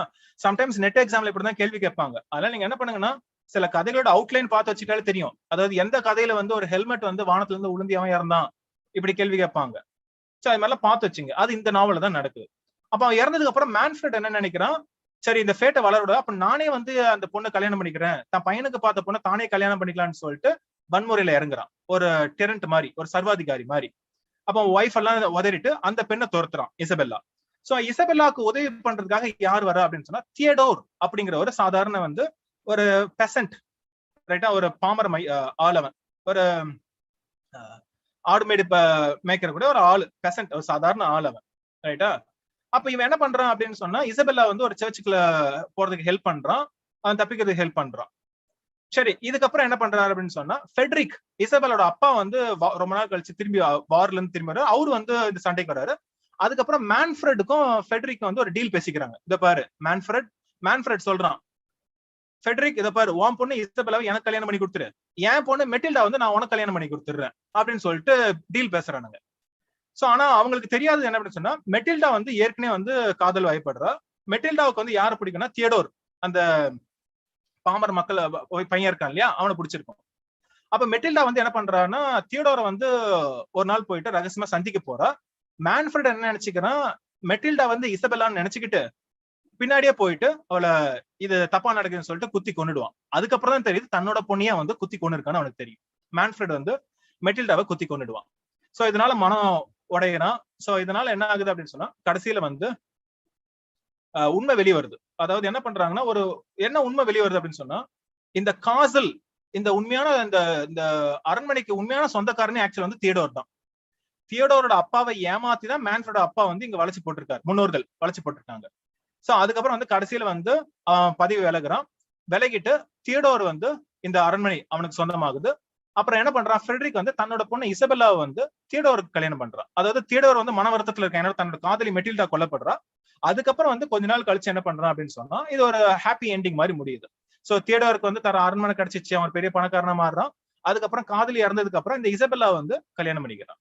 சரியா? சோ இப்படிதான் வந்து கதை முடியுது. சோ இவ்வளவுதான் முக்கியமான கேரக்டர்ஸ். சோ இதை இன்னொரு வாட்டி நீங்க போய் பாத்தீங்க அப்படின்னு சொன்னா நல்லா இருக்கும்.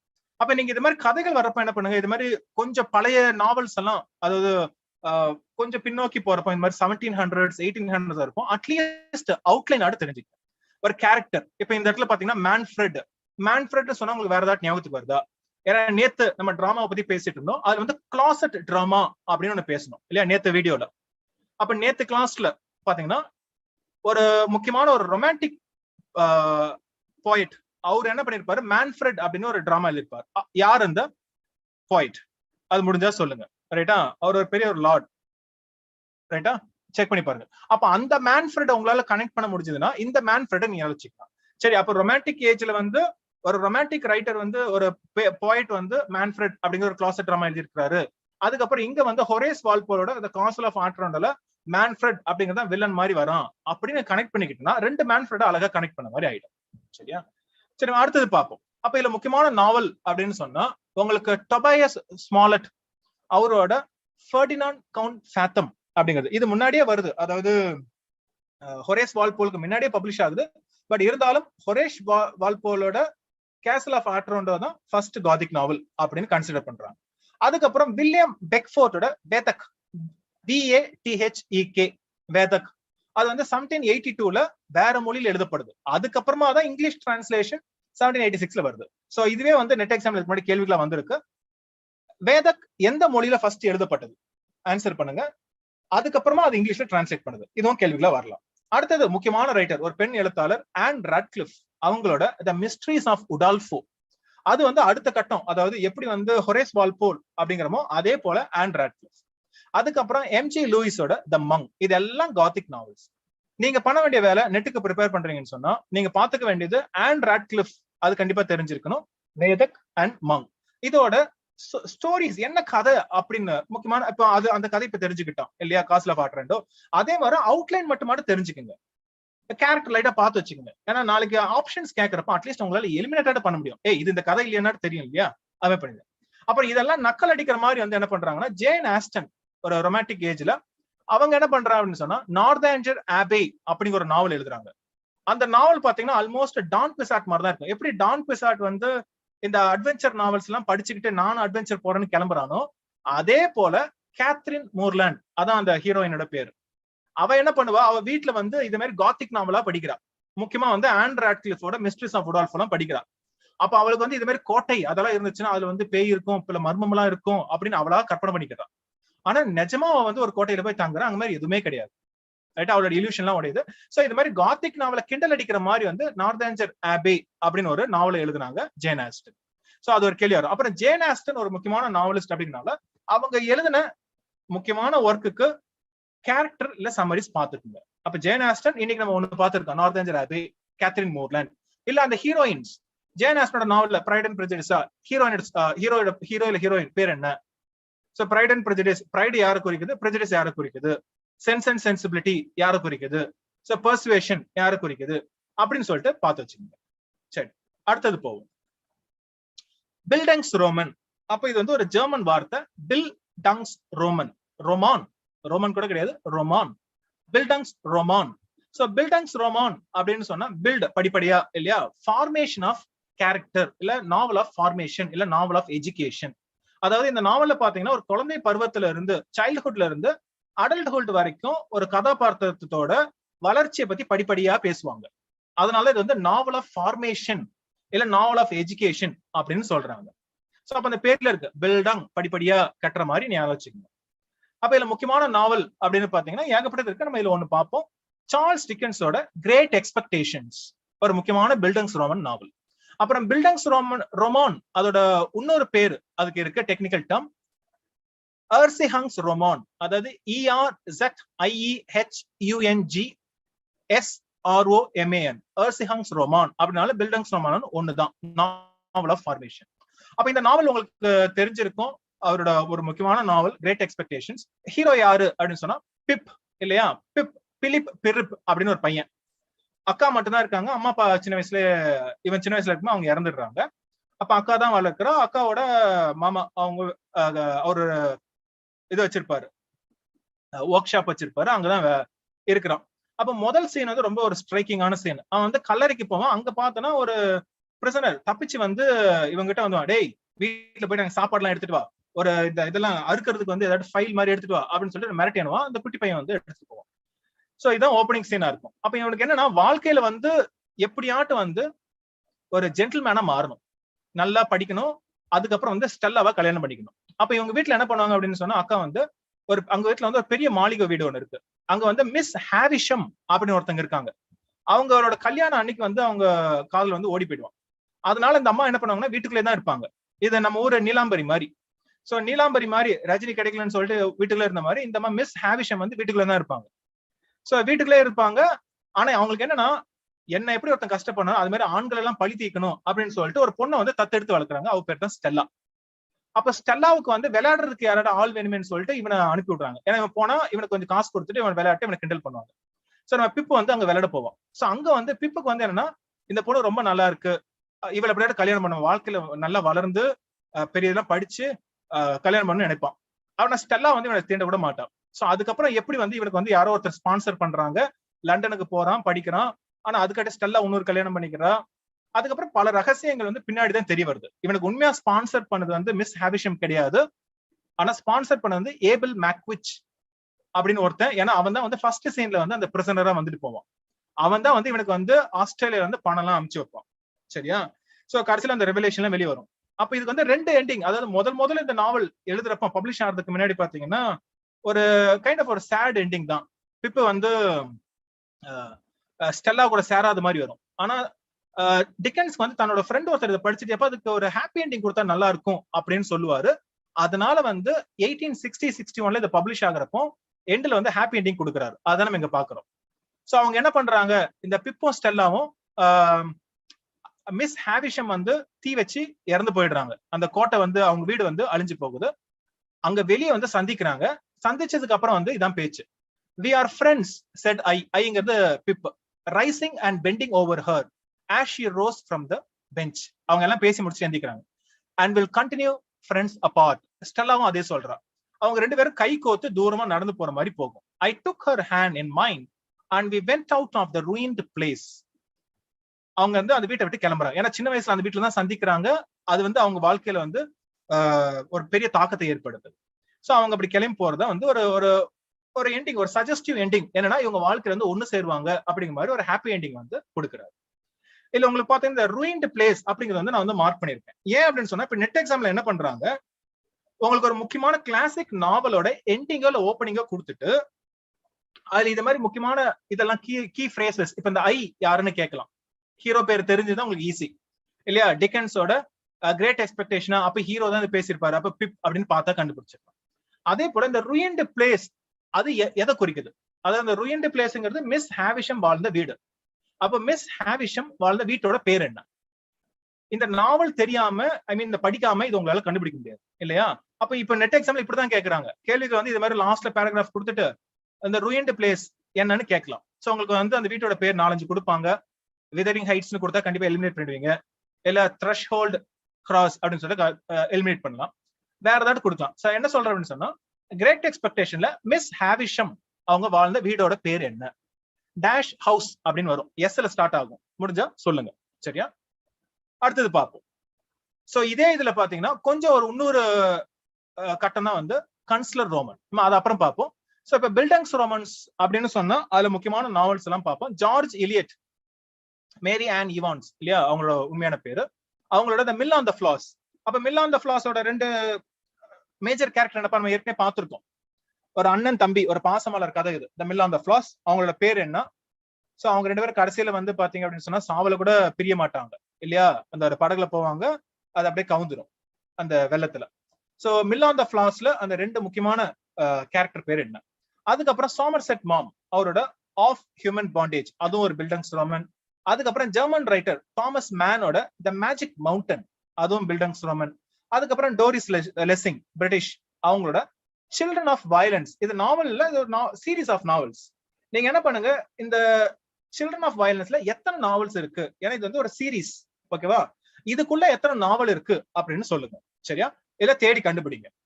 சோ இதெல்லாம் பில்டங்ஸ் ரோமன். அப்ப பில்டங்ஸ் ரோமன்ல இன்னொரு ஒரு வெரைட்டி வந்து பாத்தீங்க அப்படின்னு சொன்னா கன்ஸ்லர் ரோமன், QUNSTLERROMAN ரோமான், கன்ஸ்லர் ரோமான் அப்படின்னு சொன்னா ஆர்டிஸ்ட் நாவல். அப்போ சைல்ட்ஹுட்ல இருந்து மெச்சூரிட்டி வரைக்கும், ஆனா அது வந்து வெறும் அவனோட ஆளை மட்டும் குறிக்காம ஒரு ஆர்டிஸ்டோட ஒரு ரைட்டரோட வளர்ச்சி மாதிரி இருந்துச்சுன்னு சொன்னா, அப்ப அந்த முக்கியமான கேரக்டர் வந்து ரைட்டர் ஆகலாம் இல்ல ஒரு ஆர்டிஸ்ட் ஆகலாம். அப்படி இருந்த பட்சத்துல அது வந்து கன்ஸ்லர் ரோமன் அப்படின்னு சொல்லலாம்.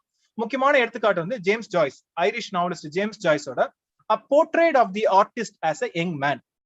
அதுதான் வந்து ஒரு கன்ஸ்லர் ரோமன். அதுல முக்கியமான ஹீரோ வந்து ஸ்டீஃபன் டெட்டலஸ். அந்த கேரக்டர் வந்து அடிக்கடி வந்துகிட்டே இருக்கும். ஜேம்ஸ் ஜாய்ஸ் சொன்னா அந்த கேரக்டர் தான். சோ அவன் எப்படி வந்து ஒரு ரைட்டர் ஆகணும் முடிவெடுக்கிறான் அப்படிங்கறத அது எண்டா முடியும். சரி, அடுத்தது போகும் ஹிஸ்டாரிக்கல் நாவல். அப்ப ஹிஸ்டாரிக்கல் நாவல்னு சொன்னா ஒரு நாவல் அதோட கதை வந்து என்ன பண்ணிட்டு இருக்கும், ஒரு வரலாற்றை தழுவி இருக்கும். அந்த வரலாறு வந்து பின்னாடி பேக்ரவுண்டா ஓடும். ரைட்டா, சில ஹிஸ்டாரிக்கல் கேரக்டர்ஸும் உள்ள வருவாங்க. பட் ஆனா முக்கியமா இது ஒரு கற்பனை கதை தான், ஆனா ஒரு வரலாற்றை மையமா வச்சிருக்கும், பேக்ரவுண்டா வச்சிருக்கும்.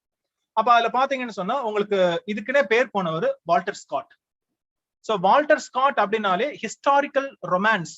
சோ ஹிஸ்டாரிக்கல் நாவல்ல ஒரு காதல் அந்த இதெல்லாம் ஒரு சேர்த்து அவர் வரலாற்றை மையமா வச்சு எழுதுவாரு. ஆனா அது ஒரு காதல் இருக்கும். ரைட்டா, இல்ல ஏதாவது அட்வென்ச்சர், இது மாதிரி வாரியர்ஸ் சண்டை போட்டுக்கிற மாதிரி இருக்கும். சோ அதுல ஒரு முக்கியமான நாவல் அப்படின்னு சொன்னா ஐவான்ஹோ, IVANHOE, ஐவான்ஹோ. இதை கண்டிப்பா தெரிஞ்சாகணும். அதாவது வால்டர் ஸ்காட்ல இதை தெரியாம இருக்கக்கூடாது. அப்போ இந்த நாவல் வரலாற்றை மையமா வச்சுக்கிட்டதுதான். சோ அப்போ இது பப்ளிஷ் ஆனது வந்து 1819ல. அப்ப இதை பாத்தீங்கன்னா இந்த சாக்சன் காலத்துல வந்த ஒரு வரலாறு வச்சு எழுதுறாரு. அப்போ ரிச்சர்ட், கிங் ரிச்சர்ட் த லயன் ஹார்ட்டட், கூர் தி லியோன் அப்படின்னு சொன்னா த லயன் ஹார்ட்டட்னு அர்த்தம். அந்த கிங் வந்து குருசைட்ஸ்க்காக போவாரு. அவங்க கூட இருந்த ஒரு முக்கியமான வாரியர் தான் வந்து ஐவான்ஹோ. அந்த வாரியர் வந்து இப்ப திரும்பி வரான். அப்ப அவன் வீட்டுல வந்து அவங்க அப்பா சொல்றாரு, டேய் நான் பார்த்த பொண்ணு நீ கல்யாணம் பண்ணிக்கணும். அவன் ஆஹா நான் பார்த்த பொண்ணு தான் கல்யாணம் பண்ணிக்கணும்னு சொல்லிட்டு ரோவனா அப்படிங்கிற ஒரு லேடி ரோவனா, அந்த அவளை தான் நான் கல்யாணம் பண்ணிப்பேன் அப்படின்னு சொல்லிட்டு ஒத்த கால நிக்கிறான். அப்ப அப்பா வந்து அப்ப நீ உனக்கு சொத்து கிடையாது, நீ கிளம்பு அப்படின்னு சொல்லிட்டு விட்டு அனுப்பிச்சு விடுறாரு. சோ அப்போ ஐவான்ஹோ வந்து எப்படி அந்த பெண்ணுக்காக வந்து போராடுறான், அவன் வந்து பல அட்வென்ச்சர்ஸ் சந்திக்கிறான், கடைசியா அந்த பெண்ணை எப்படி கரம்பிடிக்கிறான் அப்படிங்கறத வந்து கதை. சரியா, அதுக்கப்புறமா வந்து இப்போ உங்களுக்கு கொடுத்துருக்கு வந்து ஸ்கிரீன்ல பாக்குற லைன்ஸ் வந்து கடைசி lines. He lived long and happily with Rovana. கடைசியில கைப்பிடிச்சிருவான். பல வஞ்சங்கள் பல சூழ்ச்சி எல்லாத்தையும் மீறி அந்த பொண்ணை வந்து கல்யாணம் பண்ணிக்கிறான். அதுக்கப்புறம் ஐவான்ஹோ என்ன பண்றான், distinguished himself in the service of Richard. திருப்பி வந்து கிங்குக்காக வந்து போரிடுறான். ஆனா என்னன்னா கிங் வந்து ப்ரீமெச்சூர் டெத், அதுக்கு முன்னாடி இறந்துடுறாரு. இல்லைன்னா ஐவான்ஹோ இன்னும் பேரு புகழும் அடைஞ்சிருப்பான் அப்படிங்கிற மாதிரி வந்து நாவல் முடியுது. சோ இது வந்து இந்த நாவலோட அவுட்லைன். நீங்க என்ன பண்ணுங்கன்னா திருப்பி போயிட்டு இந்த நாவலோட ஃபுல் சம்மரி டீடைல்ல பாருங்க. ரைட்டா, அதுக்கப்புறம் வால்டர் ஸ்காட்டோட மத்த நாவல்ஸ்லாம் என்ன, வேவர்லி நாவல்ஸ்லாம் என்ன, மத்த இப்ப டலிஸ்மன் அப்படி ஒரு நாவல் இருக்கு, இல்ல வேற என்ன நாவல் இருக்கு, கெலின்வொர்த் அப்படின்னு இருக்கு, என்னென்ன நாவல் இருக்கான்னு தெரிஞ்சுக்குங்க. ஆனா இந்த நாவல் கண்டிப்பா தெரிஞ்சிருக்கு. சரி, அப்போ வரலாற்று நாவல் அப்படின்னு சொன்னா நம்மளுக்கு வந்து என்ன எழுதலாம். நம்ம இந்தியாவில் பாத்தீங்கன்னா குஷ்வந்த் சிங்கோட Train to Pakistan. So Train to Pakistan இந்த இந்தியா பாகிஸ்தான் பார்ட்டிஷனை வச்சு பிரிவினை பிரிச்சப்ப வந்து எவ்வளவு, அதாவது இங்க இருந்து இந்தியர்கள் இந்த பக்கம் வந்து முஸ்லிம்ஸ் அது இங்க இருந்து அங்க போறாங்க, அங்க இருந்து ஹிந்துக்கள் இங்க வர மாதிரியும், அதுல நடந்த கலவரம் எத்தனை பேர் கொல்லப்பட்டாங்க, இந்துக்களும் முஸ்லிம்களும் இல்ல சீக்கிரம் கொல்லப்பட்டது வந்து மையமா வச்சுக்கிட்டு அவர் எழுதுறாரு. அது ட்ரெயின் டு பாகிஸ்தான். அடுத்தது தாமஸ் கெனலே, அது வந்து ஆஸ்திரேலியன் நாவலிஸ்ட். அவர் வந்து ஷிண்ட்லர்ஸ் ஆர்க் அப்படி ஒரு முக்கியமான ஒரு நாவல். இது வந்து ஹாலோகாஸ்ட் அத மையமா வச்சுக்கிட்டது. ஹாலோகாஸ்ட் அப்படிங்கிறது இந்த ஹிட்லர் தன்னோட ஆட்சியில இருக்கிறப்ப வந்து ஹாலோகாஸ்ட், அதாவது ஜூஸ் அவங்கள வந்து, அதாவது யூதர்கள் அவங்க இருக்கவே கூடாது, ஆரிய இனம் தான் பெருசு அப்படிங்கிற ஒரு போதையில வந்து என்ன பண்றாரு அப்படின்னா ஒரு கொடுங்கோல் ஆட்சி அவங்களை கொல்றாரு இல்லையா, கேஸ் சேம்பர்ஸ் அதுக்குள்ள விட்டு அவங்களை கொல்லுவாரு. அப்ப வந்து போலண்ட்ல வந்து படையெடுத்து போறாரு. ஹிட்லரோட படைகள் வந்து நாசிஸ் அவங்க வந்து படையெடுத்து போறாங்க. அங்க போலண்ட்ல வந்து இந்த ஜூஸ வந்து காப்பாத்துறான். அது ஒரு ஷிண்ட்லர், ஆஸ்கர் ஷிண்ட்லர் அப்படிங்கிற ஒருத்தர். எப்படி காப்பாத்துறான், அவங்களை எப்படி அடைக்கலம் கொடுக்குறான், இன்னைக்கு வரைக்கும் அவங்க காப்பாத்தின ஜூஸ் தான் வந்து அதிகமா இருக்காங்க. அவங்க அதனால அவங்க வந்து ஷிண்ட்லர் ஜூஸ் இல்ல ஆஸ்கர் ஜூஸ்னே சொல்றாங்க. அப்ப இதை வந்து பாத்தீங்கன்னா ஸ்டீவன் ஸ்பீல்பர்க் படமாவே எடுத்தாரு. ஷிண்ட்லர்ஸ் லிஸ்ட் அப்படின்னு ஒரு பெரிய படமே எடுத்தாரு. இன்னும் பிரமிப்பான ஒரு படம். முடிஞ்சா பாருங்க, பிளாக் அண்ட் ஒயிட்ல அதுவும். அடுத்தது Amitav Ghosh, Indian novelist, sea of poppies. இது எதமா மையமா கொண்டது அப்படின்னு சொன்னா, பேக்ரவுண்ட் பாத்தீங்கன்னு சொன்னா இந்த ஓபியம் வார், ஃபர்ஸ்ட் ஓபியம் வார் அதை பேஸ் பண்ணுது. அந்த ஓபியம் வார் அப்படிங்கிறது இந்த பிரிட்டிஷ்காரங்க வந்து சைனா வந்து காலனைஸ் பண்றப்ப வந்து அங்க வந்து ஓபியம் வளர்க்கணும் அப்படிங்கிற மாதிரி அதை பண்றாங்க. அப்புறம் ஓபியம் இந்தியாவிலையும் வளர்க்கப்படுது. சோ இந்த நாவல் சி ஆஃப் பாப்பீஸ். அதே நேரம் இன்னொன்னு உங்களுக்கு கேள்வி என்னன்னு சொன்னா, இது வந்து ஒரு ட்ரிலாஜி, 3 நாவல்கள் கொண்டது. IBIS EB trilogy. அந்த இபிங்கிறது அந்த ஒரு ஷிப்போட பேர். அதுல ஒரு முக்கியமான ஒரு இதா வரும். இதுல வந்து மொத்தம் 3 நாவல் இருக்கு. ஒன்னு வந்து சி ஆஃப் பாப்பீஸ், ரெண்டாவது வந்து ரிவர் ஆஃப் ஸ்மோக், அது வந்து 2வது நாவல். 3வது நாவல் என்ன, அது கண்டுபிடிச்சு சொல்லுங்க. ரைட்டா? எல்லாம் இதே மாதிரி தான் ஆஃப்னு வரும். ஃப்ளட் ஆஃப் என்னன்னு சொல்லுங்க. சோ இது வந்து sea of poppies, river of smoke, flood of dash, அது கண்டுபிடிச்சு சொல்லுங்க. அடுத்தது ஹிலாரி மேண்டல், பிரிட்டிஷ் ரைட்டர். இவங்க வந்து பிரிட்டிஷ் வரலாறு வச்சுக்கிட்டு, ராஜாக்களை வச்சுட்டு ஒரு கதை எழுதுறாங்க. இதுவும் வந்து ட்ரிலாஜி. அதுல முதல் நாவல் வந்து உல்ஃப் ஹால், அது வந்து முதல் நாவல். அதுக்கப்புறம் பிரிங் அப் த பாடிஸ் அப்படிங்கிறது 2வது நாவல். இந்த 2 நாவலுக்குமே பாத்தீங்க அவங்க சொன்னா பூக்கர் பிரைஸ் வின் பண்றாங்க. நம்ம ஏற்கனவே பார்த்தோம், இந்த south African novelist JM Kutchi, அவர் தான் பாத்தீங்கன்னா பூக்கர் பிரைஸ 2 வாட்டி வாங்கின முதல் ஆள். அதே போல பூக்கர் பிரைஸ 2 வாட்டி வாங்கின முதல் பெண் யாரு அப்படின்னு சொன்னா ஹிலாரி மேண்டில். முதல் நாவல் வந்து உல்ஃப் ஹால், 2வது வந்து பிரிங் அப் த பாடிஸ். ஆனா இது ஒரு ட்ரிலாஜி. 3வது நாவலோட பேர் என்ன அப்படின்னு கண்டுபிடிச்சு சொல்லுங்க. சரி, அப்போ நம்மளுக்கு ஹிஸ்டாரிக்கல் நாவலே நம்மளுக்கு ஞாபகத்துல வர்றது என்ன அப்படின்னு சொன்னா சார்ல்ஸ் டிக்கன்ஸோட டேல் ஆஃப் 2 சிட்டிஸ் இல்லையா? அப்ப அந்த டேல் ஆஃப் 2 சிட்டிஸ்ல முக்கியமான கேரக்டர் சிட்னி கார்டன். அவனோட கடைசி வார்த்தைங்க இது. It is a far, far better thing that I do than I have ever done. It is a far, far better rest that I go to than I have ever known. ரொம்ப ஒரு லிட்டரேச்சர்ல ரொம்ப ஃபேமஸான line. அதாவது எல்லாருக்கும் வந்து Tale of 2 Cities opening lines தான் தெரியும். It is the best of times, it the worst of டைம்ஸ்னு போகும். அதுக்கு ஈக்குவலா அந்த நாவலோட கடைசி லைன்ஸும் ரொம்ப ஃபேமஸ். அதுக்கப்புறம் டிக்கன்ஸ் வந்து 2 ஹிஸ்டாரிக்கல் நாவல் தான் எழுதினாரு. ஒன்னு வந்து டேல் ஆஃப் 2 சிட்டிஸ், அது வந்து பிரெஞ்சு ரெவல்யூஷனை பேக்ரவுண்டா வச்சுக்கிட்டது. இன்னொரு நாவல் வந்து பார்னபி ரட்ஜ்.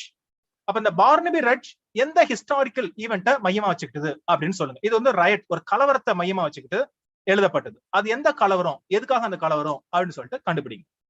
சரி, அடுத்தது பார்ப்போம். அடுத்தது வேர்ட்ஸ் நாவல். அதான வேர்ட்ஸ். அப்ப பொதுவா நாவல் அப்படின்னா ப்ரோஸ்ல தான் இருக்கணும், ரைட்டா? ஆனா கவிதையிலையும் நாவல் எழுத முடியும் அப்படின்னு இருக்கு. இது வந்து கவிதையால, அதாவது கவிதையிலே ஒரு நாவல். அப்ப எப்படி இருக்குன்னு பாத்துங்க. அப்ப இதுக்கு எடுத்துக்காட்டு ஒண்ணு பார்ப்போம். அப்ப எடுத்துக்காட்டு அப்படின்னு பார்த்தா உங்களுக்கு வந்து ராபர்ட் பிரவுனிங், விக்டோரியன் ரைட்டர் ராபர்ட் பிரவுனிங் வந்து போலாம். அவரோட ஒரு முக்கியமான ஒரு ஒர்க் வந்து த ரிங் அண்ட் த புக் அப்படிங்கிற ஒரு ஒர்க். சோ இந்த ஒர்க் பாத்தீங்க அப்படின்னு சொன்னா, அவருக்கு வந்து இட்டாலியில வந்து ஒரு புக் கிடைக்குது. அந்த புக்கை மையமா வச்சுதான் எழுதுறாரு. அதாவது ரோம்ல நடந்த ஒரு கிரைம், அதுக்கு என்ன பனிஷ்மெண்ட் கிடைச்சது அதை வச்சு சொல்றாரு. அப்ப இதுல பாத்தீங்கன்னா மொத்தம் 12 புக்ஸ் இருக்கும் இந்த த ரிங் அண்ட் த புக்ல. இதுல வந்து ஒரு மர்டர் ட்ரையல் நடக்குது. ஒருத்தன் ஒரு பொண்ணை கொலை பண்ணிடுறான், அவரோட குடும்பத்தையும்.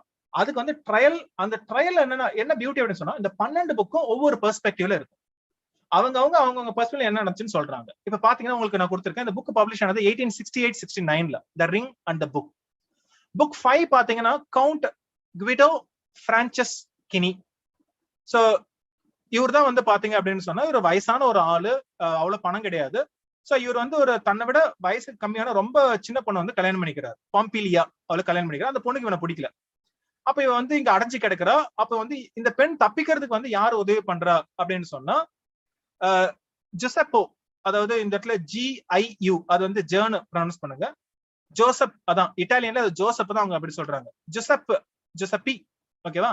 ஜோசப்பி கேபான்சாக்கி, ஓகேவா? ஜோசப்பி கேபான்சாக்கி அவன் வந்து ஒரு பிரீஸ்ட். அவன் வந்து என்ன பண்றான் அப்படின்னு சொன்னா, பாம்பிலியா வந்து அந்த வீட்டுல இருந்து தப்பிக்கிறதுக்கு உதவி பண்றான். சோ அதுக்கப்புறமா வந்து என்ன பண்றான் அப்படின்னு சொன்னா, குவிடோ அவன் வந்து அந்த பாம்பிலியாவை தேடி கண்டுபிடிச்சு கொல்றான். கொன்னதுக்கு அப்புறம் அவனோட அப்பா அம்மாவையும் கொண்டுடுறான். உங்களாலதான் இந்த பொண்ணால எனக்கு பேர் கெட்டு போச்சு அப்படின்னு சொல்லிட்டு.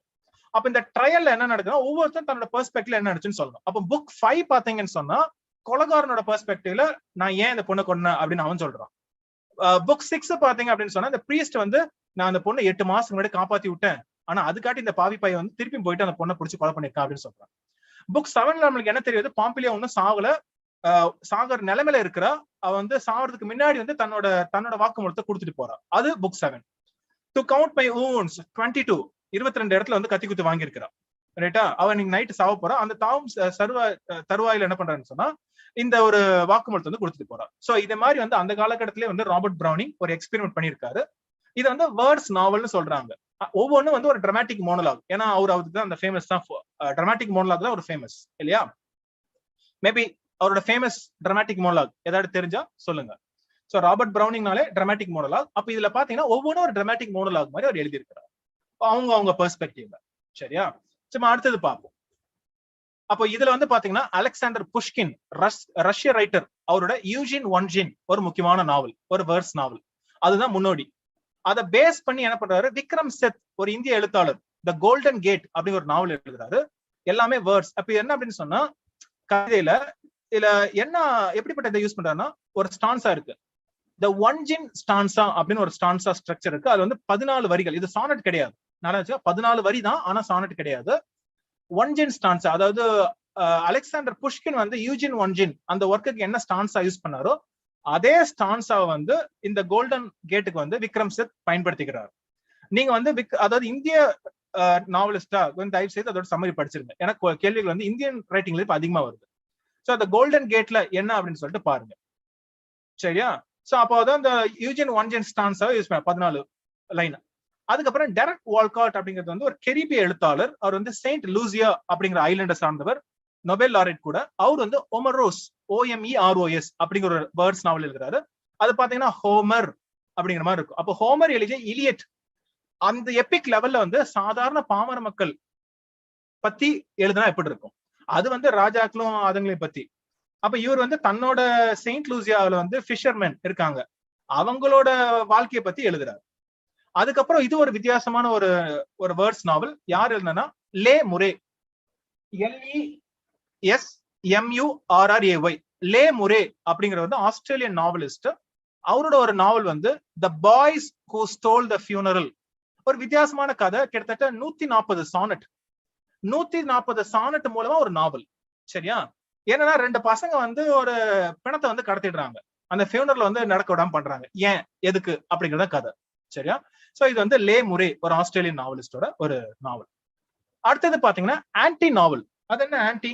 நாவலுக்கு அகைன்ஸ்டா போறது. அதாவது நாவல் அப்படின்னா பொதுவா இப்படிதான் எழுதணும் அப்படின்னு இருக்கும், அந்த விதிகள் எல்லாம் மீறி எழுதுனா அது வந்து ஆன்டி நாவல், ட்ரெடிஷனல் கன்வென்ஷன்ஸ் மீறி எழுதுறது அப்படின்னு சொல்றாங்க. அப்ப எடுத்துக்காட்டு ஒண்ணு பார்ப்போம். பொதுவா இது வந்து எக்ஸ்பெரிமெண்டல் நாவல் அப்படிங்கிறாங்க. இங்க பாத்தீங்கன்னா ஒரு பிரெஞ்சு எழுத்தாளர் ரேமன் ஃபெடர்மேன், அவரோட டபுள் ஆர் நத்திங் அப்படிங்கிற ஒரு நாவல் 1971 வருது. மேபி இத பிரெஞ்சுல இருந்து டிரான்ஸ்லேட் பண்ணிருக்கலாம். சோ சும்மா உங்களுக்கு ஒரு சாம்பிள் மட்டும் நான் எடுத்து காமிக்கிறேன். அங்க பாருங்க, நீங்க ஸ்கிரீன்ல பாத்தீங்கன்னா வியூ ஆன் த ஸ்ட்ரீட், நடுவுல வந்து ஒரு ஸ்பேஸ் கொடுத்திருக்காங்க, அதுக்கப்புறம் huge white whole and you fall in down, that's better. இதே மாதிரி பாத்தீங்கன்னா எழுத்திலே இந்த நாவல் பாத்தீங்கன்னா மார்ஜின்ல இருக்கும், கீழே போகும், டெம்ப்ளேட்டை மாத்திக்கிட்டே இருப்பாங்க, டைப்போகிராஃபி மாத்தும். இந்த இதுல பாத்தீங்கன்னா இது ஒரே ஒரு சென்டென்ஸ், ஆனா அந்த சென்டென்ஸ் எப்படி எழுதிருக்காங்கன்னு பாருங்க. அப்ப முதல் வரியில வந்து யாரோ ஒருத்தர் பாக்குறாங்க, ரோட்ல வந்து ஒரு பள்ளம் இருக்கு, அந்த பள்ளம் இருக்கிறது காமிக்கிறதுக்கு நடுவுல ஸ்பேஸே விட்டுட்டாங்க, வியூ ஆன் த ஸ்ட்ரீட். அதுக்கப்புறம் பாத்தீங்கன்னா ஒரு ஸ்பேஸ், அதுக்கப்புறம் எழுதுறாரு ஹியூஜ் ஒயிட் ஹோல். அப்ப இது வந்து பின்னாடி இருக்கிற டிஸ்கிரைப் பண்ணுது, அது வந்து ஹியூஜ் ஒயிட் ஹோல் அப்படின்னு சொல்லிட்டு. அதுக்கப்புறம் அதுக்குள்ள யாரோ விழுறாங்க, யூ ஃபால் இன். விழுறது வந்து அப்படியே வந்து வார்த்தையில இருக்க டவுன். ஃபர்ஸ்ட் டி மட்டும் முத வரியில இருக்கு, அந்த முத வரியோட எண்டுல இருக்கு. அதுக்கப்புறம் அடுத்த லைன்ல எந்த ஒரு வார்த்தையும் இல்ல, கடைசியில வந்து ஓ இருக்கு. அடுத்த வரியில எந்த ஒரு வார்த்தையில, கடைசியில டபிள்யூ இருக்கு. அடுத்த பாத்தீங்கன்னா என் இருக்கு, அப்படியே விழுற மாதிரி. அதுக்கப்புறம் தட்ஸ் பெட்டர். சோ இந்த மாதிரி வந்து வார்த்தையில விளையாட்டு, கதையில விளையாட்டு, ஒரு எக்ஸ்பெரிமெண்ட் பண்றது வந்து ஆன்டி நாவல் அப்படின்னு சொல்றோம். அப்ப இந்த கேட்டகரிக்குள்ள நம்ம எதெல்லாம் சேர்க்கலாம் அப்படின்னு சொன்னா இந்த நாவல்ஸ் வந்து கவுண்டர் நாவல் அப்படின்னு சொல்றாங்க. ஜேம்ஸ் ஜாய்ஸ், வெர்ஜினியா உல்ஃப் அவங்களோட ஸ்ட்ரீம் ஆஃப் கான்சியஸ்னஸ் அந்த நாவல்ஸை சேர்த்துக்கலாம். ஜேம்ஸ் ஜாய்ஸோட யுலிசிஸ், இல்ல வெர்ஜினியா உல்ஃபோட மிஸ்ஸஸ் டேலவே, இந்த கதையில இந்த இதுல சேர்த்துக்கலாம். ஏன்னா ஒரே நாள்ல நடக்கக்கூடிய கதை. யுலிசிஸ்ல ஒரே நாள் டப்ளின் அயர்லாந்துல நடக்கக்கூடிய ஒரே நாள் உங்களுக்கு வந்து லியோபால்ட் ப்ளூம், ஸ்டீஃபன் டெட்டலஸ், மாலி ப்ளூம் அப்படிங்கிற 3 கேரக்டர் அந்த ஒரு நாள் அவங்களுக்கு என்ன நடக்குது அப்படிங்கிற கதை. இங்க வெர்ஜினியா வூல்ஃப் பாத்தீங்கன்னா அதே மாதிரி ஒரு நாள் உங்களுக்கு வந்து கிளாரிசா டேலவே அப்படிங்கிற ஒரு பார்ட்டி வைக்கணும், அந்த ஒரு நாள் ஈவினிங்ல பார்ட்டி. அதே நேரம் வந்து செப்டிமஸ் வாரன் ஸ்மித் அப்படிங்கிற ஒரு மனநிலை பாதிக்கப்பட்டவன் வார்ல, அவனோட இந்த 2 பேருக்கும் ஒரு நாள் என்ன நடக்குது அப்படிதான் கதை. இதனால வந்து பண்ணா இது வந்து கன்வென்ஷன்ஸை மீறி போறது, அதனால இது வந்து ஆன்டி நாவல் கவுண்டர் நாவல்னு சொல்லிட்டு பண்ணலாம். இதை பொதுவா வந்து ஸ்ட்ரீம் ஆஃப் கான்சியஸ்னஸ் அந்த நாவல்ல கேட்டகரியில சேர்க்கிறாங்க. அதே போல மேஜிக் ரியலிசம் அதையும் வந்து இது கீழே சேர்த்துக்கலாம். அப்ப பாத்தீங்கன்னா உங்களுக்கு வந்து கொலம்பியன் எழுத்தாளர், கொலம்பியாவை சேர்ந்த கேப்ரியல் கார்சியா மார்கஸோட 100 Years of Solitude 1971ல வருது, முக்கியமான ஒரு டேர்னிங் பாயிண்ட் லிட்டரேச்சர்ல. அப்ப மேஜிக் ரியலிசம் அப்படின்னு சொன்னா எது யதார்த்தம், எது வந்து ஒரு மேஜிக், ஒரு இன்னொரு உலகத்திற்கு அப்படின்னு தெரியாத அளவுக்கு பின்னி பிணைஞ்சிருக்கும். இப்ப தமிழ்ல பாத்தீங்கன்னா குதிரை வால் அப்படின்னு சொல்லிட்டு ஒரு படம் வந்துச்சு இல்லையா? அந்த படம் வந்து அவங்க கிளைம் பண்ணிக்கிறாங்க, இது மாதிரி மேஜிக் ரியலிசம் பேஸ் பண்ணி அந்த படம் எடுத்ததா அவங்க சொல்றாங்க. சரியா? அது ஒண்ணு நான் பார்க்கல, அதை பாத்தீங்கன்னா இருக்கும். அடுத்தது லாரா எஸ்கியூவல், மெக்சிக எழுத்தாளர். இவங்களோட லைக் வாட்டர் ஃபார் சாக்லேட் ஒரு முக்கியமான ஒர்க். இதுல வந்து அந்த மேஜிக் ரியலிசம் அப்படியே தெரியும். இந்த இதுல என்ன கதை அப்படின்னு சொன்னா, டீட்டா அப்படின்னு ஒரு பொண்ணு இருக்கிறா. அந்த பொண்ணோட அம்மா ஒரு என்ன ட்ரெடிஷன் அப்படின்னு சொன்னா, அந்த குடும்பத்துல அம்மா இறக்குற வரைக்கும் கடைசி பொண்ணு வந்து கல்யாணம் பண்ணிக்கூடாது. அப்ப இந்த பொண்ணு வந்து ஒரு காதல் வயப்படுறா, அந்த பையனை கல்யாணம் பண்ணிக்க கூடாது, ஏன்னா அம்மா ஒண்ணு உயிரோட இருக்காங்க. அதனால அந்த பையன் என்ன பண்றான், இவ கூட நெருக்கமா இருக்கணும், இவனோட அக்காவை கல்யாணம் பண்ணிக்கிறான். சோ இதுதான் வந்து பிரச்சனை இப்படிதான் ஓடுது. ஆனா இந்த பொண்ணு என்ன பண்றா, தன்னோட சோகத்தெல்லாம் வந்து மறைக்கிறதுக்காக என்ன பண்றா, சோகத்துல இருக்கிற சந்தோஷமா இருக்கிறது எல்லாமே இவ சமையல் பண்ணுவா. இவ சந்தோஷமா இருந்தானா அவன் சமைக்கிற சாப்பாடை சாப்பிட்டீங்கன்னா நீங்களும் சந்தோஷமா இருப்பீங்க. அவன் அலற மாதிரி இருந்துச்சுன்னா அவன் சமைக்கிறத சாப்பிட்டீங்கன்னா நீங்களும் கண்ணீர் விடுற மாதிரி இருக்கும். அதனால என்னன்னா இவரோட எமோஷன்ஸ் வந்து எப்படி அவன் சமைக்கிற உணவுல கலக்குது, அந்த உணவு வந்து ஒரு மேஜிக்கா வந்து ஃபங்க்ஷன் ஆகும், ஆனா யதார்த்தமாவும் இருக்கும். சோ இதுதான் வந்து லைக் வாட்டர் ஃபார் சாக்லேட் படமாவும் இருக்கு. அதுக்கப்புறம் இன்னொரு ஒரு ஃபேமஸ் நாவல்னா B.S. ஜான்சனோட தி அன்பார்ச்சுனேட்ஸ் அப்படிங்கிற ஒரு ஒர்க். இது வந்து என்ன நாவல்னு சொல்லுவாங்கன்னா, நாவல் இன் அ பாக்ஸ். இல்ல அது என்ன பாக்ஸ், இது ஒரு பாக்ஸ் அட்டைப்பெட்டி. அந்த அட்டைப்பெட்டியில என்ன போட்டிருப்பாங்கன்னா ஒவ்வொரு சாப்டரும் பின் பண்ணி தனித்தனி சாப்டரா இருக்கும். ரைட்டா? இது வந்து என்ன பண்ணா பவுண்ட் பண்ணி தனித்தனி சாப்டரா இருக்கும். இது என்ன எக்ஸ்பெரிமெண்ட் அப்படின்னு சொன்னா, நான் ஒன்னும் படிக்கல, இது என்ன கிளைம் பண்றாங்க, இந்த ஒவ்வொரு சாப்டரும், அதாவது இதுல இருக்கிற ஒரு சாப்டர்ஸ் இது நீங்க எந்த ஆர்டர்னாலும் பப்ளிஷ் படிக்கலாம் அப்படின்னு சொல்றாங்க. ஃபர்ஸ்ட் சாப்டர் இதோட ஆர்டர்லாம் கிடையாது. ஃபர்ஸ்ட் சாப்டர் இது வந்து மேபி கடைசி சாப்டர் ஃபர்ஸ்ட் படிச்சுட்டு அதுக்கப்புறம் இதை படிக்கலாம், இதை படிச்சு அதை படிக்கலாம். ஒவ்வொரு வாட்டி படிக்கிறப்ப ஒவ்வொரு கதை வரும். சோ இதை வந்து வெறுமனே வந்து வெறும் இந்த வெளி தோற்றத்தை வச்சு மட்டும் நீங்க ரிசர்ச் பண்ணுவேன். ஒருவேளை நீங்க ரிசர்ச்க்கு அதை எடுத்தீங்க அப்படின்னு சொன்னா சில பேர் தப்பா நினைச்சுக்கிறாங்க, இதை ரிசர்ச் பண்ற பேர்ல இந்த அட்டையை பத்தி எழுதுறது, இந்த பைண்டிங்கை பத்தி எழுதுறது இல்ல. முக்கியமா அவர் என்ன எக்ஸ்பிளைன் பண்ணிருக்காரு, இதை படிக்கிறப்போ கதை எப்படி மாறுது அதுதான் சுவாரஸ்யம். அதை பத்தி ஒரு ரிசர்ச் பண்ணதான் ஒரு முக்கியமான ஒரு ரிசர்ச்சா இருக்கும். அதாவது இந்த சாப்டர் படிச்சு அந்த சாப்டர் படிக்கிறப்ப கதை எப்படி ஒண்ணி போகுது, இல்ல இதை படிச்சு, அதாவது இதை வந்து ஷஃபிள் நாவல் அப்படின்னு சொல்றாங்க. அதாவது இது வந்து ஒரு சீட்டு கட்டு மாதிரி இருக்கும், நீங்க சாப்டர் எந்த ஆர்டர்னாலும் படிக்கலாம். சோ அப்படி படிக்கிறப்ப என்னென்ன கதை வருது, எத்தனை பாசிபிள் கதை வந்திருக்கும், ரொம்ப இன்ட்ரெஸ்டிங்கா இருக்கு இல்லையா? சோ செக் பண்ணி பாருங்க. அடுத்தது ஃபியூச்சரிஸ்டிக் நாவல். அப்ப இந்த நாவல் பாத்தீங்கன்னா இப்பத்துல இருந்து வருங்காலத்துல ஒரு சயின்ஸ் பிக்ஷன், ஒரு சயின்ஸ் பிக்ஷன் பாத்தீங்கன்னா இதுக்கப்புறம் 100 வருஷம் கழிச்சு என்ன நடக்க போகுது அப்படிலாம் எழுதுவாங்க. அதே போல ஃபியூச்சர்ல நடக்கிற மாதிரி ஒரு செட்டிங் இப்பவே வச்சு எழுதுவாங்க. அப்ப அதுல பாத்தீங்கன்னா உங்களுக்கு முக்கியமான இப்போ ரொம்ப பேசப்படுற ஒரு நாவல் த ஹேண்ட்மெய்ட்ஸ் டேல். யார் எழுதுனது? மார்கரெட் ஆட்வுட், ஒரு கெனடியன் நாவலிஸ்ட் எழுதுனது. இன்னைக்கும் இப்ப பாத்தீங்கன்னா வெப் சீரிஸ் ஒன்னு பயங்கரமா போயிட்டு இருக்கு, த ஹேண்ட்மெய்ட்ஸ் டேல். 1985ல வெளிவந்துச்சு. அப்ப இந்த கதை என்ன அப்படின்னு சொன்னா, ஒரு காலகட்டத்துல வந்து எல்லா நாடுகளும் கைப்பற்றப்பட்டு ஒரே நாடா இருக்கு, த ரிபப்ளிக் ஆஃப் கிலியட் அப்படின்னு ஒரு ஊர் இருக்கு, GILEAD, கிலியட் அப்படின்னு சொல்லிட்டு. அப்ப இங்க இருக்கிற ஆண்கள் தான் சர்வாதிகாரிகளா இருக்காங்க. அப்ப பெண்கள் வந்து என்ன பண்றாங்க அப்படின்னு சொன்னா ஹேண்ட்மெய்ட்ஸா மட்டும் தான் யூஸ் பண்றாங்க. ஹேண்ட்மெய்ட் அப்படின்னு சொன்னா ஆண்களுக்கு, இந்த முக்கியமா அபிஷியல்ஸுக்கு பிள்ளை பெத்து கொடுக்கறதுக்கு மட்டும்தான் இவங்களை பயன்படுத்துறாங்க. ரைட்டா? டு பிரீட், அதுதான் உங்களோட ஃபங்க்ஷனா இருக்கு. அதான் அப்ப இது வந்து ஒரு ஹேண்ட்மெய்டோட ஒரு டேல், த ஹேண்ட்மெய்ட்ஸ் டேல்.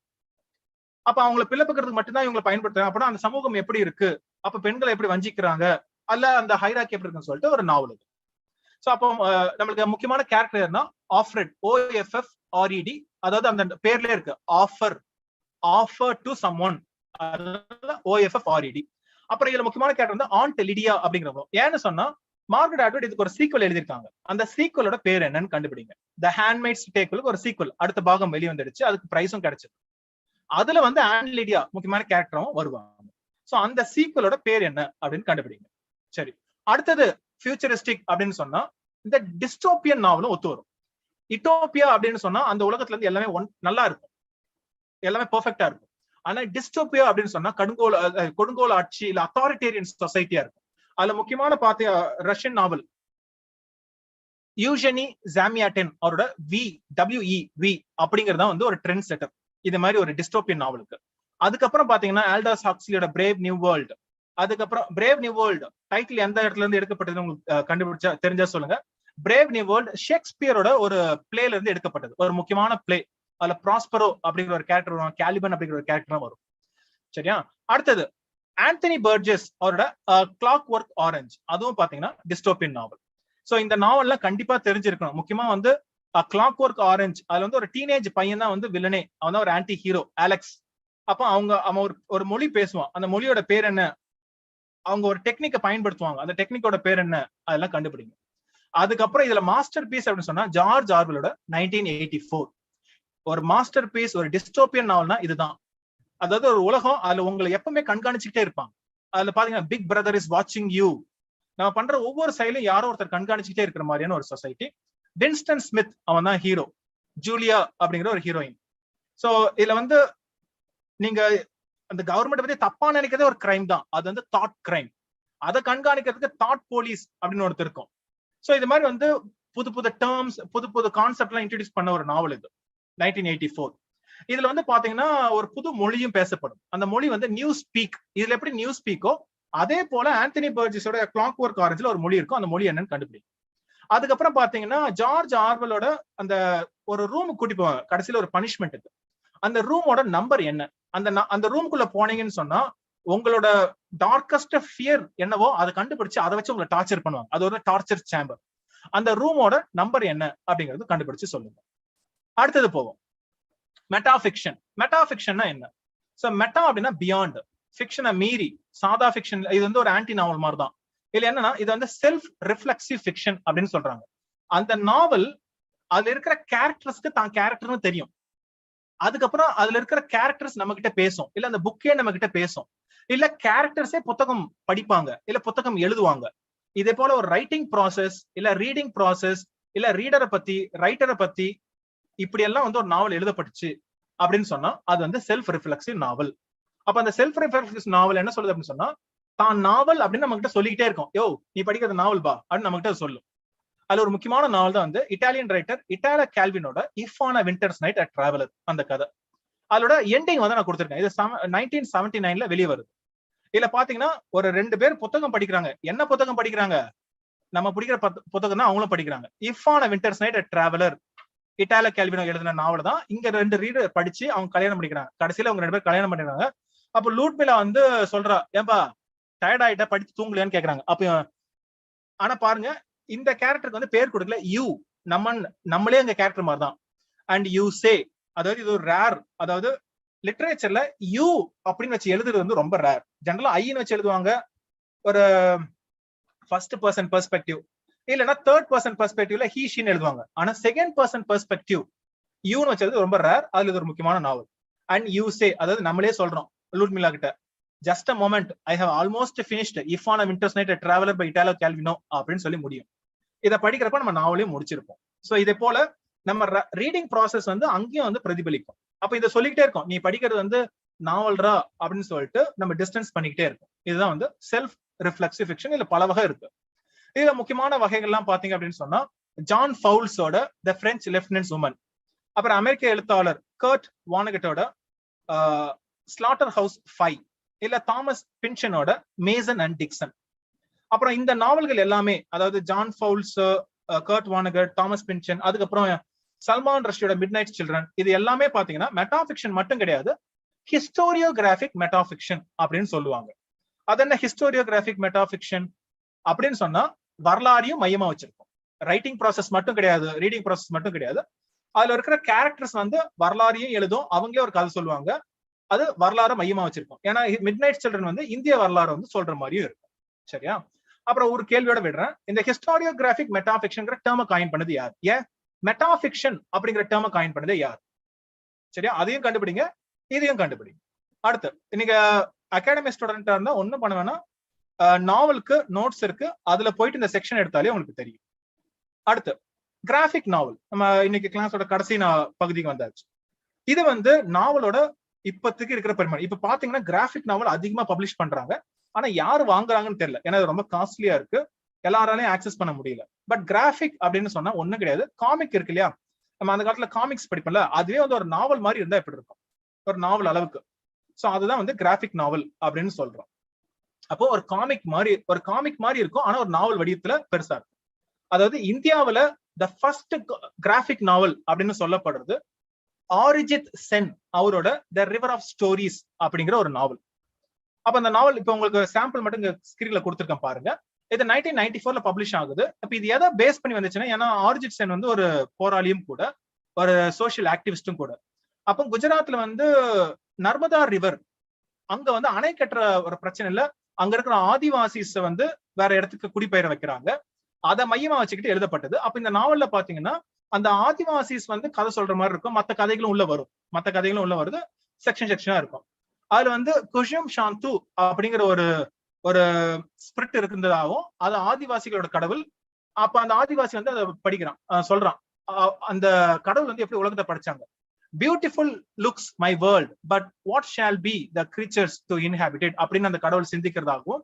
அதுக்கப்புறம் இவன் சொல்றான், இந்த பாட்டு பாடிக்கிட்டே சொல்றான், she took some clay and started shaped some lizards, made some tigers and bears, made snakes and birds. அதாவது அது ஒரு களிமண்ணை எடுத்து இந்த உலகத்தை மனிதர்களையும் மிருகங்களையும் படைச்சதாகவும் அவங்க நம்புறாங்க. சோ அவங்க இயற்கையோட ஒன்று இந்த ஆதிவாசிகள் வாழ்றாங்க, அவங்கள இந்த டேம் கட்டுறப்ப வந்து அவங்க அந்த இடத்தை விட்டு எப்படி துரத்தடிக்கப்படுகிறார்கள் அப்படிங்கிற கதை. So the river of stories, ரைட்டா. சோ ஆரிஜித் சென் ரொம்ப நல்ல மனுஷன், அவரோட மத்த ஷார்ட் ஸ்டோரிஸும் கிடைச்சா பாருங்க, இன்டர்நெட்ல அவைலபிளா இருக்கு. சோ அடுத்தது பார்ப்போம். அடுத்தது அதாவது கிராஃபிக் நாவல்னு சொன்னா இவங்க தான் இன்னைக்கு வரைக்கும் டாமினேட் பண்ணக்கூடியவங்க. இந்த வரலாறு இவங்க தெரியாம நீங்க கிராஃபிக் நாவலை பத்தி எழுதாம இருக்க முடியாது. அதாவது எழுதுனீங்க அப்படின்னு சொன்னா இவங்களை பத்தி பேசி ஆகணும். வில் ஐஸ்னர் அவரோட A Contract with God அப்படிங்கிற ஒரு கலெக்ஷன். அதுக்கப்புறம் ஆலன் மூரோட V for Vendetta அப்படிங்கிற ஒரு படமாவும் எடுத்தாங்க. இதை V for Vendetta நல்ல படம் தான், பாருங்க. அதுக்கப்புறம் இது வந்து நாவல் மட்டும் கிடையாம பயோகிராஃபி அதுவும் எழுத ஆரம்பிச்சாங்க. இந்த இடத்துல பாத்தீங்கன்னா ஒரு மார்ஜேன் சட்ராபி அப்படிங்கிற ஒருத்தங்க, அவங்க வந்து ஈரான்ல பிறந்து அதுக்கப்புறமா வந்து பிரான்ஸுக்கு குடிபெயர்றாங்க.